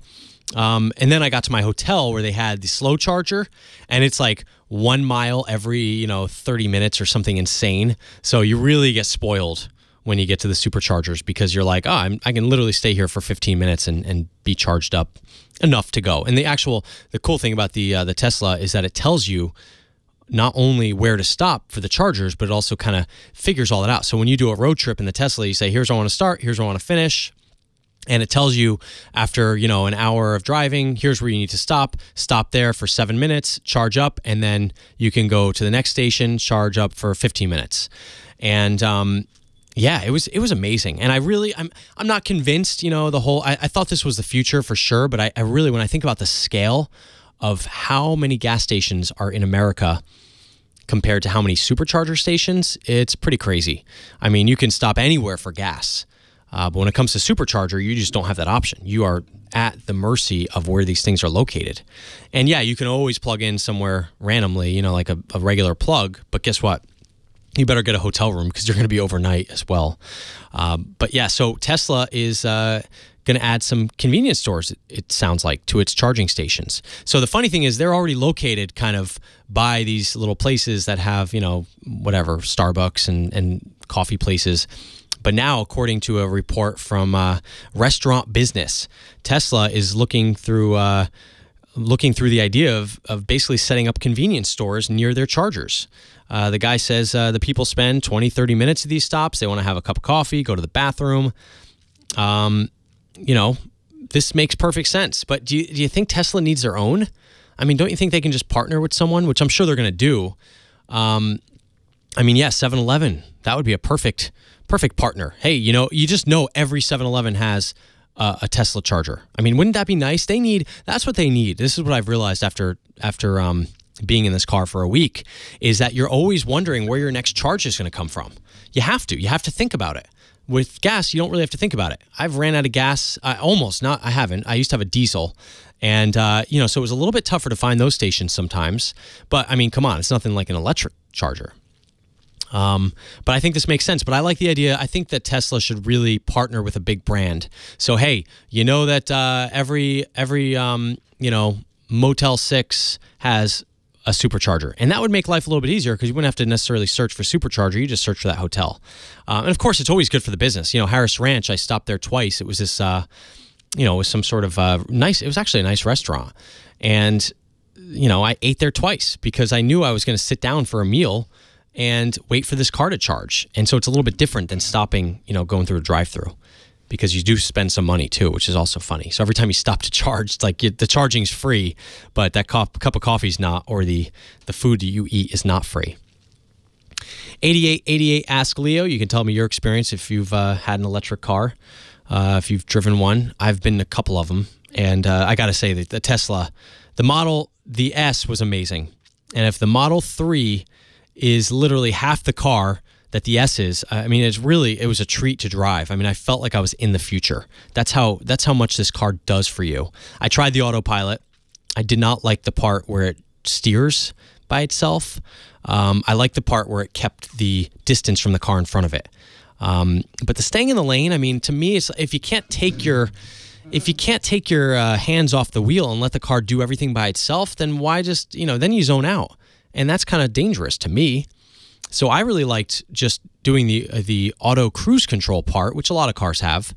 But the steering was a little bit weird because I didn't necessarily see the point of the car kind of steering. I guess if you're in a dangerous situation where you're kind of tired, which you shouldn't be driving anyway, it's probably a good thing to have that backup where the car will kind of stay in your lane for you until it kind of wakes you up and says, hey, come on, what are you doing there? So we've got another guest coming up later on. Dick DiPartolo is going to talk to us coming up later on in the hour about some gadgets. He's the GizWiz. And we're taking more of your calls after this. 8888 Ask Leo. 8888 Ask Leo is the phone number. I'm Rich DeMuro, and we'll be back in just a little bit. Hey, I hope you guys are enjoying the show. I'm having a blast filling in for Leo, but let's hear what Leo has to say now. We'll have more with the tech guy, Rich DeMuro. Thank you so much for filling in for me this week, Rich. I will be back next week, but I hope you're enjoying. I think Rich does a great job. Our show today brought to you by Qualcomm. I know you know that name, and maybe you have a Qualcomm in your pocket. Is that a Qualcomm Snapdragon Gigabit LTE in your pocket? It might be if you have one of the latest flagship phones from Samsung or HTC. My Note 8 that I just got, it's got it. My S8, my S8 Active, the HTC U11, these latest and greatest phones operate faster on LTE than anything else because they have the Snapdragon Gigabit LTE chip right inside. Amazing technology. 4x4 MIMO, which means they open multiple channels to the cell site, so you get downloads on average about 7 times faster than your home Wi-Fi. You will stop going home to download stuff. You say, let me get that on my phone. It's that good. It can turbocharge all your connected apps. You'll download the latest game from the Play Store on the go. You can access all your files on the cloud almost as fast as you would if they were local, and that really changes your experience of computing. Android, those new Android Instant apps, they load, well, instantly. Snapdragon Gigabit LTE technology from Qualcomm. It uses the network more efficiently. By the way, that's good news. You don't have to feel guilty about all the speed you're getting because there's more room on the network for others to make use of their data plans too. So if you have an unlimited data plan, make the most of it. To learn more about epic download speeds for all your apps, visit snapdragon.com/gigabit. From Qualcomm, the Snapdragon Gigabit LTE is amazing. Snapdragon.com/gigabit. And we thank Qualcomm Snapdragon Gigabit LTE for their support of the Tech Guy podcast. Now back to Rich. Thank you, Leo. Man, did you hear that? Leo said I do a good job. I love it. That was great. Those were some nice words to hear. Yeah, we've got a little bit of time here for the chat room. So I'm getting a little bit more used to the chats. So that's fun. Yep. Get the Premiere potted up. Tech terms here. Pot up that audio. There's a lot of moving parts. So you guys, you got Leo, man, he makes this look so easy. Just, little command of the Starship Enterprise here. Man, I mean, look at all this stuff going on here. Look at the... Hello. I mean, look at that. You got that. You got that. And there's a lot of people helping me out. So believe me. Man. All right. If you guys want to call in, I know you're on the chat. If you want to call in and actually talk, you can. 8888 Ask Leo. Man, I think the toughest part has been giving out the phone number. I think that's the tough. I get tripped up every time on that. I don't know why. What's the problem with that? I guess I don't dial the phone ever. Yeah. Oh, externalized brain. Yeah, you guys are. Welcome back to the Tech Guy. I'm Rich DeMuro, filling in for Leo today. Having a great time talking tech, taking your phone calls. So many things happen this week in the tech world. Man, what an exciting time right now for tech. I mean, I feel like it is the industry that is just, there's so much change happening. And it's just such a fun industry to be in. And just to me personally, I mean, I love the gadgets, obviously. And so that's a big part of it. But, you've got issues. We're here for you. So, tech issues. I mean, if you have regular issues, I'm here for you there too. So if you want to call in, 8888 Ask Leo. I mean, I may not be very good at helping you with those other issues, but if it's tech, I will do what I can. Let's go to Todd in San Diego. Todd, you're on with Rich. Comments and say you're doing a fantastic job. Oh, good. Well, thanks. Except I just pressed the wrong button, so I brought up something else. So people only heard the fantastic job part. Thank you, Todd. Appreciate that. What's on your mind today? Hey, listen, I have a Dell laptop, and it's 3 or 4 years old. I recently, when I bought it, it had Windows 8. Recently upgraded to Windows 10. Now it's giving me issues, and it's kind of locked up. I've tried to do a system restore on it. It tells me there's no restore point, which I've restored that thing religiously. I've tried to do a factory reset on it, and it won't do that either. I've even gone to Dell and asked for a copy of my disk images so I could try to load them on there. And they no longer have my disk images in stock. Well, isn't that convenient? So you've gone through pretty much all of the troubleshooting, the proper channels. You had your restore points. Oh, they don't work. You tried to bring it back to factory. That didn't work. You tried to call Dell for new discs. That didn't work. So what are you left with here? I don't know. A computer that doesn't work. So what happens when you turn this thing on? It tries to go to the Windows screen, but then it errors out, and it brings me up to the, I'm in my car right now. It brings me up to the screen and I have to try to restore it, and it won't do anything. Okay. Now here's the deal. So you basically need to figure out a way to get a clean install of Windows on there, but you don't have a way to do that because you don't have any disks. Is that what I'm hearing? That is correct. Okay. So yeah, I think your best bet is you have to somehow get a disk for Windows. Maybe just get a Windows 10 disk off eBay or something like that. Like obviously through the legal channels. But sure. Sounds like you're going to have to get that. And someone may have your disks for your computer. From on eBay for your model, so you can type in your model number and you can just type that in and see if someone has those. The problem is, do you really want to install Windows 8 on there at this point? Probably not.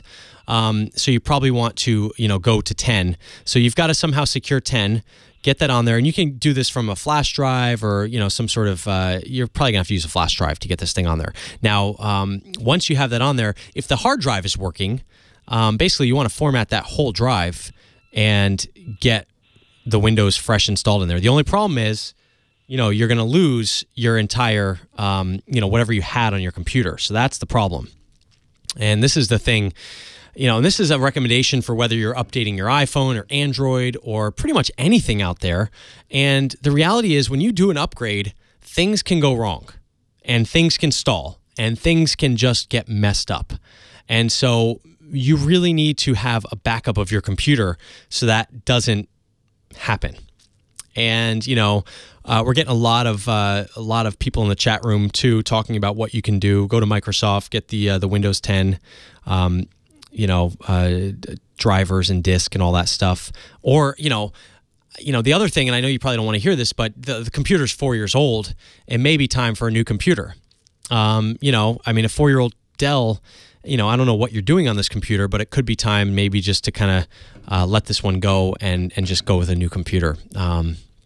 Not something you want to hear, but I think if you can secure the disks and the hard drive's working, there's no reason why you can't just there's no reason why you can't just get this thing to work and up and running again. Todd, thanks so much for calling from San Diego. I appreciate it. Let's go to Jonathan. Jonathan's in Long Beach. Jonathan, you're on with Rich. Hey, Rich, how you doing? I'm in Long Beach, and I listen to you all the time on KTLA. Oh, thank you. Appreciate that. Here's the thing. Do you think Apple will put on Find My Apple TV remote? Because I lose that thing all the time. Something where it can make a sound or a chirp. I think that's a good idea. Yeah. Oh, it's a fantastic idea. In fact, I just lost my Apple TV remote. The other, I have 2 kids at home, and basically it's always in the seat cushion or it's somewhere. My kid. Okay, there's 2 things. The kids either hide it somewhere, they put it like in a drawer, and I never see it again. And I'm like, where's that? And then the last thing I'll do is ask my 3-year-old, hey, did you take the remote? And he will literally lead me to where he put it, where he hid it. So to answer your question. It's something that could be done. There is Bluetooth on the remote, and I think that Apple could do it. I don't know if they will. Because I think people lose that more than anything. Oh, I agree. And here's the thing. So, Find My Phone. They have it for my AirPods. They have it, but they really need it for the Apple TV remote. They do. They need to. The problem is they'd have to put some sort of sound on the remote because it would have to emit some sort of sound, right? Yeah, some kind of sound, high pitched sound. Yeah, and right now it doesn't do that. You could do in the meantime. Have you ever gotten one of those tile things? I got something where it came with 5 pieces, but it won't tape to the. I was going to tape it there. It didn't seem like I bought something just for that, but it didn't seem like it would fit right, or it was too bulky or something. Well, yeah, anything you put on there is not going to. It's going to ruin the amazing California design of the Apple remote. But any of these little trackers, and people are chiming in, Tracker, the tracker.com, you can check out that. Does that make a noise? That's a good question. I'd have to check that one out. But I know it's a Bluetooth. It can tell you if somebody else is around. and what vicinity is in, if they have a tracker on their keys or something. Right. Yeah. But, I used to have a tracker on my keys as well. Let's see. Item ringer. Yeah, it looks like it rings as well, so you can do that, and that is a TWIT sponsor as well, just to get so that. You would use it by. I tried Velcro. That is kind of bulky. Then I was thinking you're gonna have to use gluing it to it. Yeah, you're gonna have to use like some crazy glue on there because you don't want that thing. I mean, that's personally. I mean, I don't. It's not if you're losing this thing all the time. That's something you want to do. But I hate to ruin the aesthetics of things. I actually put one of these things on my Amazon Fire remote called the what was it called? Side click. And it was a remote control, because the remotes on the Amazon, on a lot of them, they don't change the input on your TV. Sometimes it'll happen automatically, but you can't necessarily go to an input on your TV. So I wanted to add that functionality to my Fire TV. So I put this little thing called Side Click, and it's a remote that kind of hangs on the side of your remote, if that makes any sense. Yeah. They do sell. I bought an Amazon remote case. Yes. TV, and they're really nice. It actually was bright yellow. And it's supposed to glow in the dark too at the same time. Oh wow! So why are you losing so many remotes, Jonathan? What's happening in your house? That's all the time. So I put it one way and another, and forget where I put it at, or go to sleep with it and something. Yeah. Well, okay. So I did test a gadget recently that did have this functionality built in. It was called the Sling Air TV, and it's basically Sling, obviously, right? So they have this box that basically it kind of brings together your over-the-air channels with Sling TV. And their remote, there's a little button on the device, like the set-top box, and then the remote, when you press that button, it would ring. So I know it's possible, and I know that these companies have thought about this. But here's what happens, and I don't know if you have kids, Jonathan, but what did my kids do? They press this little button all the time, so every 5 minutes, you'd hear the remote going beep, beep, beep, beep, beep, beep, beep, beep, beep, beep, beep. So, yeah, there's a pro and con to all tech solutions. But, Jonathan, thanks so much for calling in. You got to stick something on there, I guess, in the meantime. Or, you know what? You just have to have a place. You know how you have a place for your keys when you walk in the front door? Have a place for your remote when you're done using it. All right, GizWiz is joining us next. We're going to talk some gizmos and gadgets with Dick DiPartolo coming up next on The Tech Guy. Welcome back to The Tech Guy. I'm Rich DeMuro, filling in for Leo Laporte today. And it's been a great couple hours here on the radio. Dick DiPartolo is joining me now. He is the GizWiz. You know him from ABC News, Mad Magazine. Dick has been into every trade show I've ever been to. I always run into him and say, hey, what's up? And just a great overall guy. So, Dick, thanks so much for joining me today. Oh, it's great fun being here. You're doing a great job. I've been a fan of yours for 2 hours and 46 minutes. Oh, well, thank you. I appreciate that. It's been a good amount of time. So what do you have for us today? What are you going to surprise me with today? Well, there's a little show here in the city about a week or so ago called the Kids and Family Tech Expo, and there was a company there called Kano, K-A-N-O, and I know them from Toy Fair about 2 years ago. They made a little do-it-yourself build a computer kit, and they were on Kickstarter looking for $100,000, and I think they got over $1 million. Whoa. So they were on to something. Wow, that's amazing. Is that fair as fun as it sounds? By the way, that little toy fair. That I never been to it in New York. Is it? Really Toy fun? Fair, the show in January, yes, in February rather, yes, it's amazing. It's 2 floors of nothing but toys, and kids aren't allowed. Oh, that's the best part. Yeah, we go in and act like kids. So anyway, so Keno came out with something now called Pixel Kit, and it's a little kit for kids starting about 6 to 8, and it's real easy to put it together. There's no soldering, no welding mask, nothing like that. Just a click-together kit. But once it's together, you can do things like make a little sound machine, and that's what they were demonstrating at the show. Is the Pixel Kit has a built-in microphone, and you just follow the little step-by-step directions so that you can make a pair of moving lips on the front of this little Pixel screen. Oh, and then kids hold it in front of them, and as kids talk, these LED lips move up and down. Or if you play music, you can set it up to dance, to have lights dance any way you want. And so there are very easy programs in there, or if kids really want to learn some coding, you can follow along. They have several online videos. And the best thing is it's $75. Wow, and that's great because it's different levels. That they can have fun with it, but they sort of have to build it first, which is neat. So the kids learn, and they're kind of learning how to code, like you said, and they can obviously play games. And of course, just putting this thing in front of your mouth and having the lips move with it is kind of fun. It's great fun. It's great fun. And then like the basic programs, it's just on a screen. You can just pick a color and put it in a line, and then pick something else and put it in a line, and then send it to the device, and it does it. So a very young kid will be so impressed to think, I just made that happen the way I wanted it to happen. Do we have an age range for this? What's the recommended? Do we know? They recommend 6 to 8. 6, you can start playing with it. 8, you can start actually building programs for it. And I was over on their website, and it looks like if you make a fun program, you can upload it to the Keno.me website or copy other kids' programs and build what they're building. And it's Wi-Fi and it's Bluetooth and USB. So build it on your hook it to any computer, Mac or PC, and you can send programs to it. You can send programs to it wirelessly, and away from power, it can play for 3 hours on its own. So it's a neat little device. You've been covering this stuff for so long, and it's so crazy when you think about this device, that we have today, the Pixel Kit, compared to some of the gadgets and toys and things that you were showing off many years ago. It's pretty amazing how far we've come. The stuff that kids are playing with. Yes. Well, you were probably at the CES that I was at, where they were talking about a 1 gigabyte SD card. Oh my gosh. And people going, what? And Rich, I think it was $100 or $200. Oh my gosh. And now, what do you have that in your watch? I mean, it's just astounding. You're running out of space if you only have a gig left on your watch. Yes. Yes, exactly.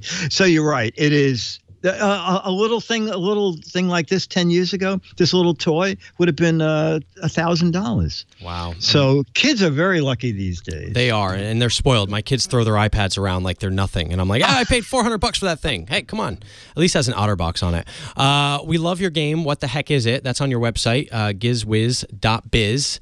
So you can go there and try it out and test your luck and see if you can figure out. Yeah, test your luck. We give away 36 MADs a month. So if people want to do it, that'd be great. And there's info on the Pixel Kit there too. Yeah, you can get the Keno Pixel Kit, which is really fun. I mean, it's always nice to find these little gifts for kids, because you always get the same stuff for them over and over. So this is really unique, and it's a really cool thing. It teaches them something. I mean, that's the best part about it. So, Dick, thanks so much for joining me today. I appreciate it. No problem. Good hearing you. And you'll be on tomorrow again? I'll be on tomorrow if all the stars align. So thank you. Okay. Take care, buddy. All right. Have a good day. Bye-bye. Okay, I've got time for one more call. So one more call, and we'll go to, look at this. We have a caller in New Jersey. Steve in New Jersey. What's up? Hi, how are you? I'm good. I'm from New Jersey, so I'm glad that you're our last caller today. Greetings back from New Jersey. How's the weather there? Is it nice? It's actually, we're having another summer. It's in the 80s again. Oh, my 80? Wow, that's crazy. Okay. What's on your mind, Steve? Working on.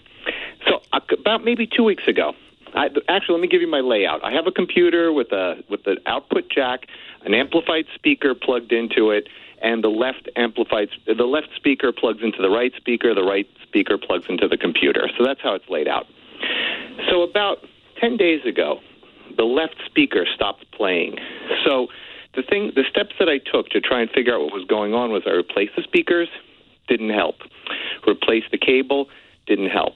So I went to one of the retail stores and I bought a USB sound card. Not the kind you plug in, but it was like a USB you plug into there. Didn't help. So I booted up using a Linux USB stick. Okay. Tried coming in that way. Didn't help. So now I'm stumped because I took out the operating system, I took out the sound card, I took out the speakers, took out the cable. It still continues to happen. So this is my question: what's left? Wow. And so you've got this thing plugged into your computer, and you have two speakers plugged into this device, and only one is working? Right. One speaker plugs into the computer. The second speaker plugs into the first speaker. And have you tried plugging something else into these, like a pair of headphones or something, just to verify that it's not working through the sound card? Yep, I tried plugging my phone into it, and the speakers are fine. But I tried 2 sets of speakers, 2 sets of cables, 2 sets of sound cards, and the machine itself is on Windows, but I tried booting up off of a Linux drive just to try it on a Linux operating system. It still happened there, too. So I'm stumped. I have no idea what else to try. Wow. I mean, can you get like and you order this little USB off of like a website and plug this in? It still doesn't work? This is the new one? It was in a retail store that's here in Jersey, but it was from Creative Labs. Interesting, and it doesn't. Okay, so it sounds like it could be a headphone issue or a software issue on your computer. I'm not sure if it was, because that's why I tried replacing. I also replaced the drivers and everything like that when it was on Windows. But then when I booted up using Linux, at that point I took the entire Windows operating system out of the loop. Man, this is a lot. This is a lot to do for a speaker. This is pretty crazy. Man, and what are you trying to put out of these speakers? Just standard music, just right out of YouTube. Wow, that is crazy. I think it sounds like something in your operating system that needs to be tweaked. Yeah, speaker. Go into your speaker settings, and I mean, I know it sounds simple, but I feel like it has to be that it's on left or right or something like that, because it just seems like with a USB device, it should not be outputting just to one side. There's got to be something in the settings and the properties that is causing it to just do one channel to the left or to the right there, like you're saying. Very strange problem, but talk about troubleshooting the issue. I mean, Steve did everything right. He changed the operating system. He tried just about everything he can. And yeah, definitely kind of a weird thing. All right. Well, if you want to learn more, you can go to techguylabs.com. That's the website where we archive all the information that we talk about on the show. I've had a blast hosting the show today, so thanks so much for this opportunity. Thanks so much for the chat room for tossing in their 2 cents on the different questions we've had throughout the day. And, of course, I'll be back tomorrow. So, again, I will be hosting the Tech Guy tomorrow. Thanks to Leo. Thanks to everyone here for helping me do this today. I appreciate it. And thanks to you for listening. If you're with me for the 3 hours, thank you. You deserve an award. Again, you can find me. I'm Rich DeMuro at KTLA, Channel 5 in Los Angeles, or you can find me on my website, richontech.tv. I will see you all tomorrow. Thanks so much for listening. Bye-bye. Well, that's it for the Tech Guy Show for today. Thank you so much for being here. And don't forget, it's just the tip of the iceberg. We do nearly 30 shows on the Netcast network. It's called TWIT, T-W-I-T. It stands for This Week in Tech, and you'll find it at twit.tv, including the podcasts for this show. We talk about Windows on Windows Weekly, Macintosh on Mac Break Weekly, iPads, iPhones, Apple Watches on iOS Today, security on Security Now. I mean, I can go on and on and on. You even get your daily dose of tech news with Tech News Today. And, of course, the big show every Sunday afternoon, This Week in Tech. You'll find it all at twit.tv. And I'll be back next week with another great Tech Guys show. Thanks for joining me. We'll see you next time.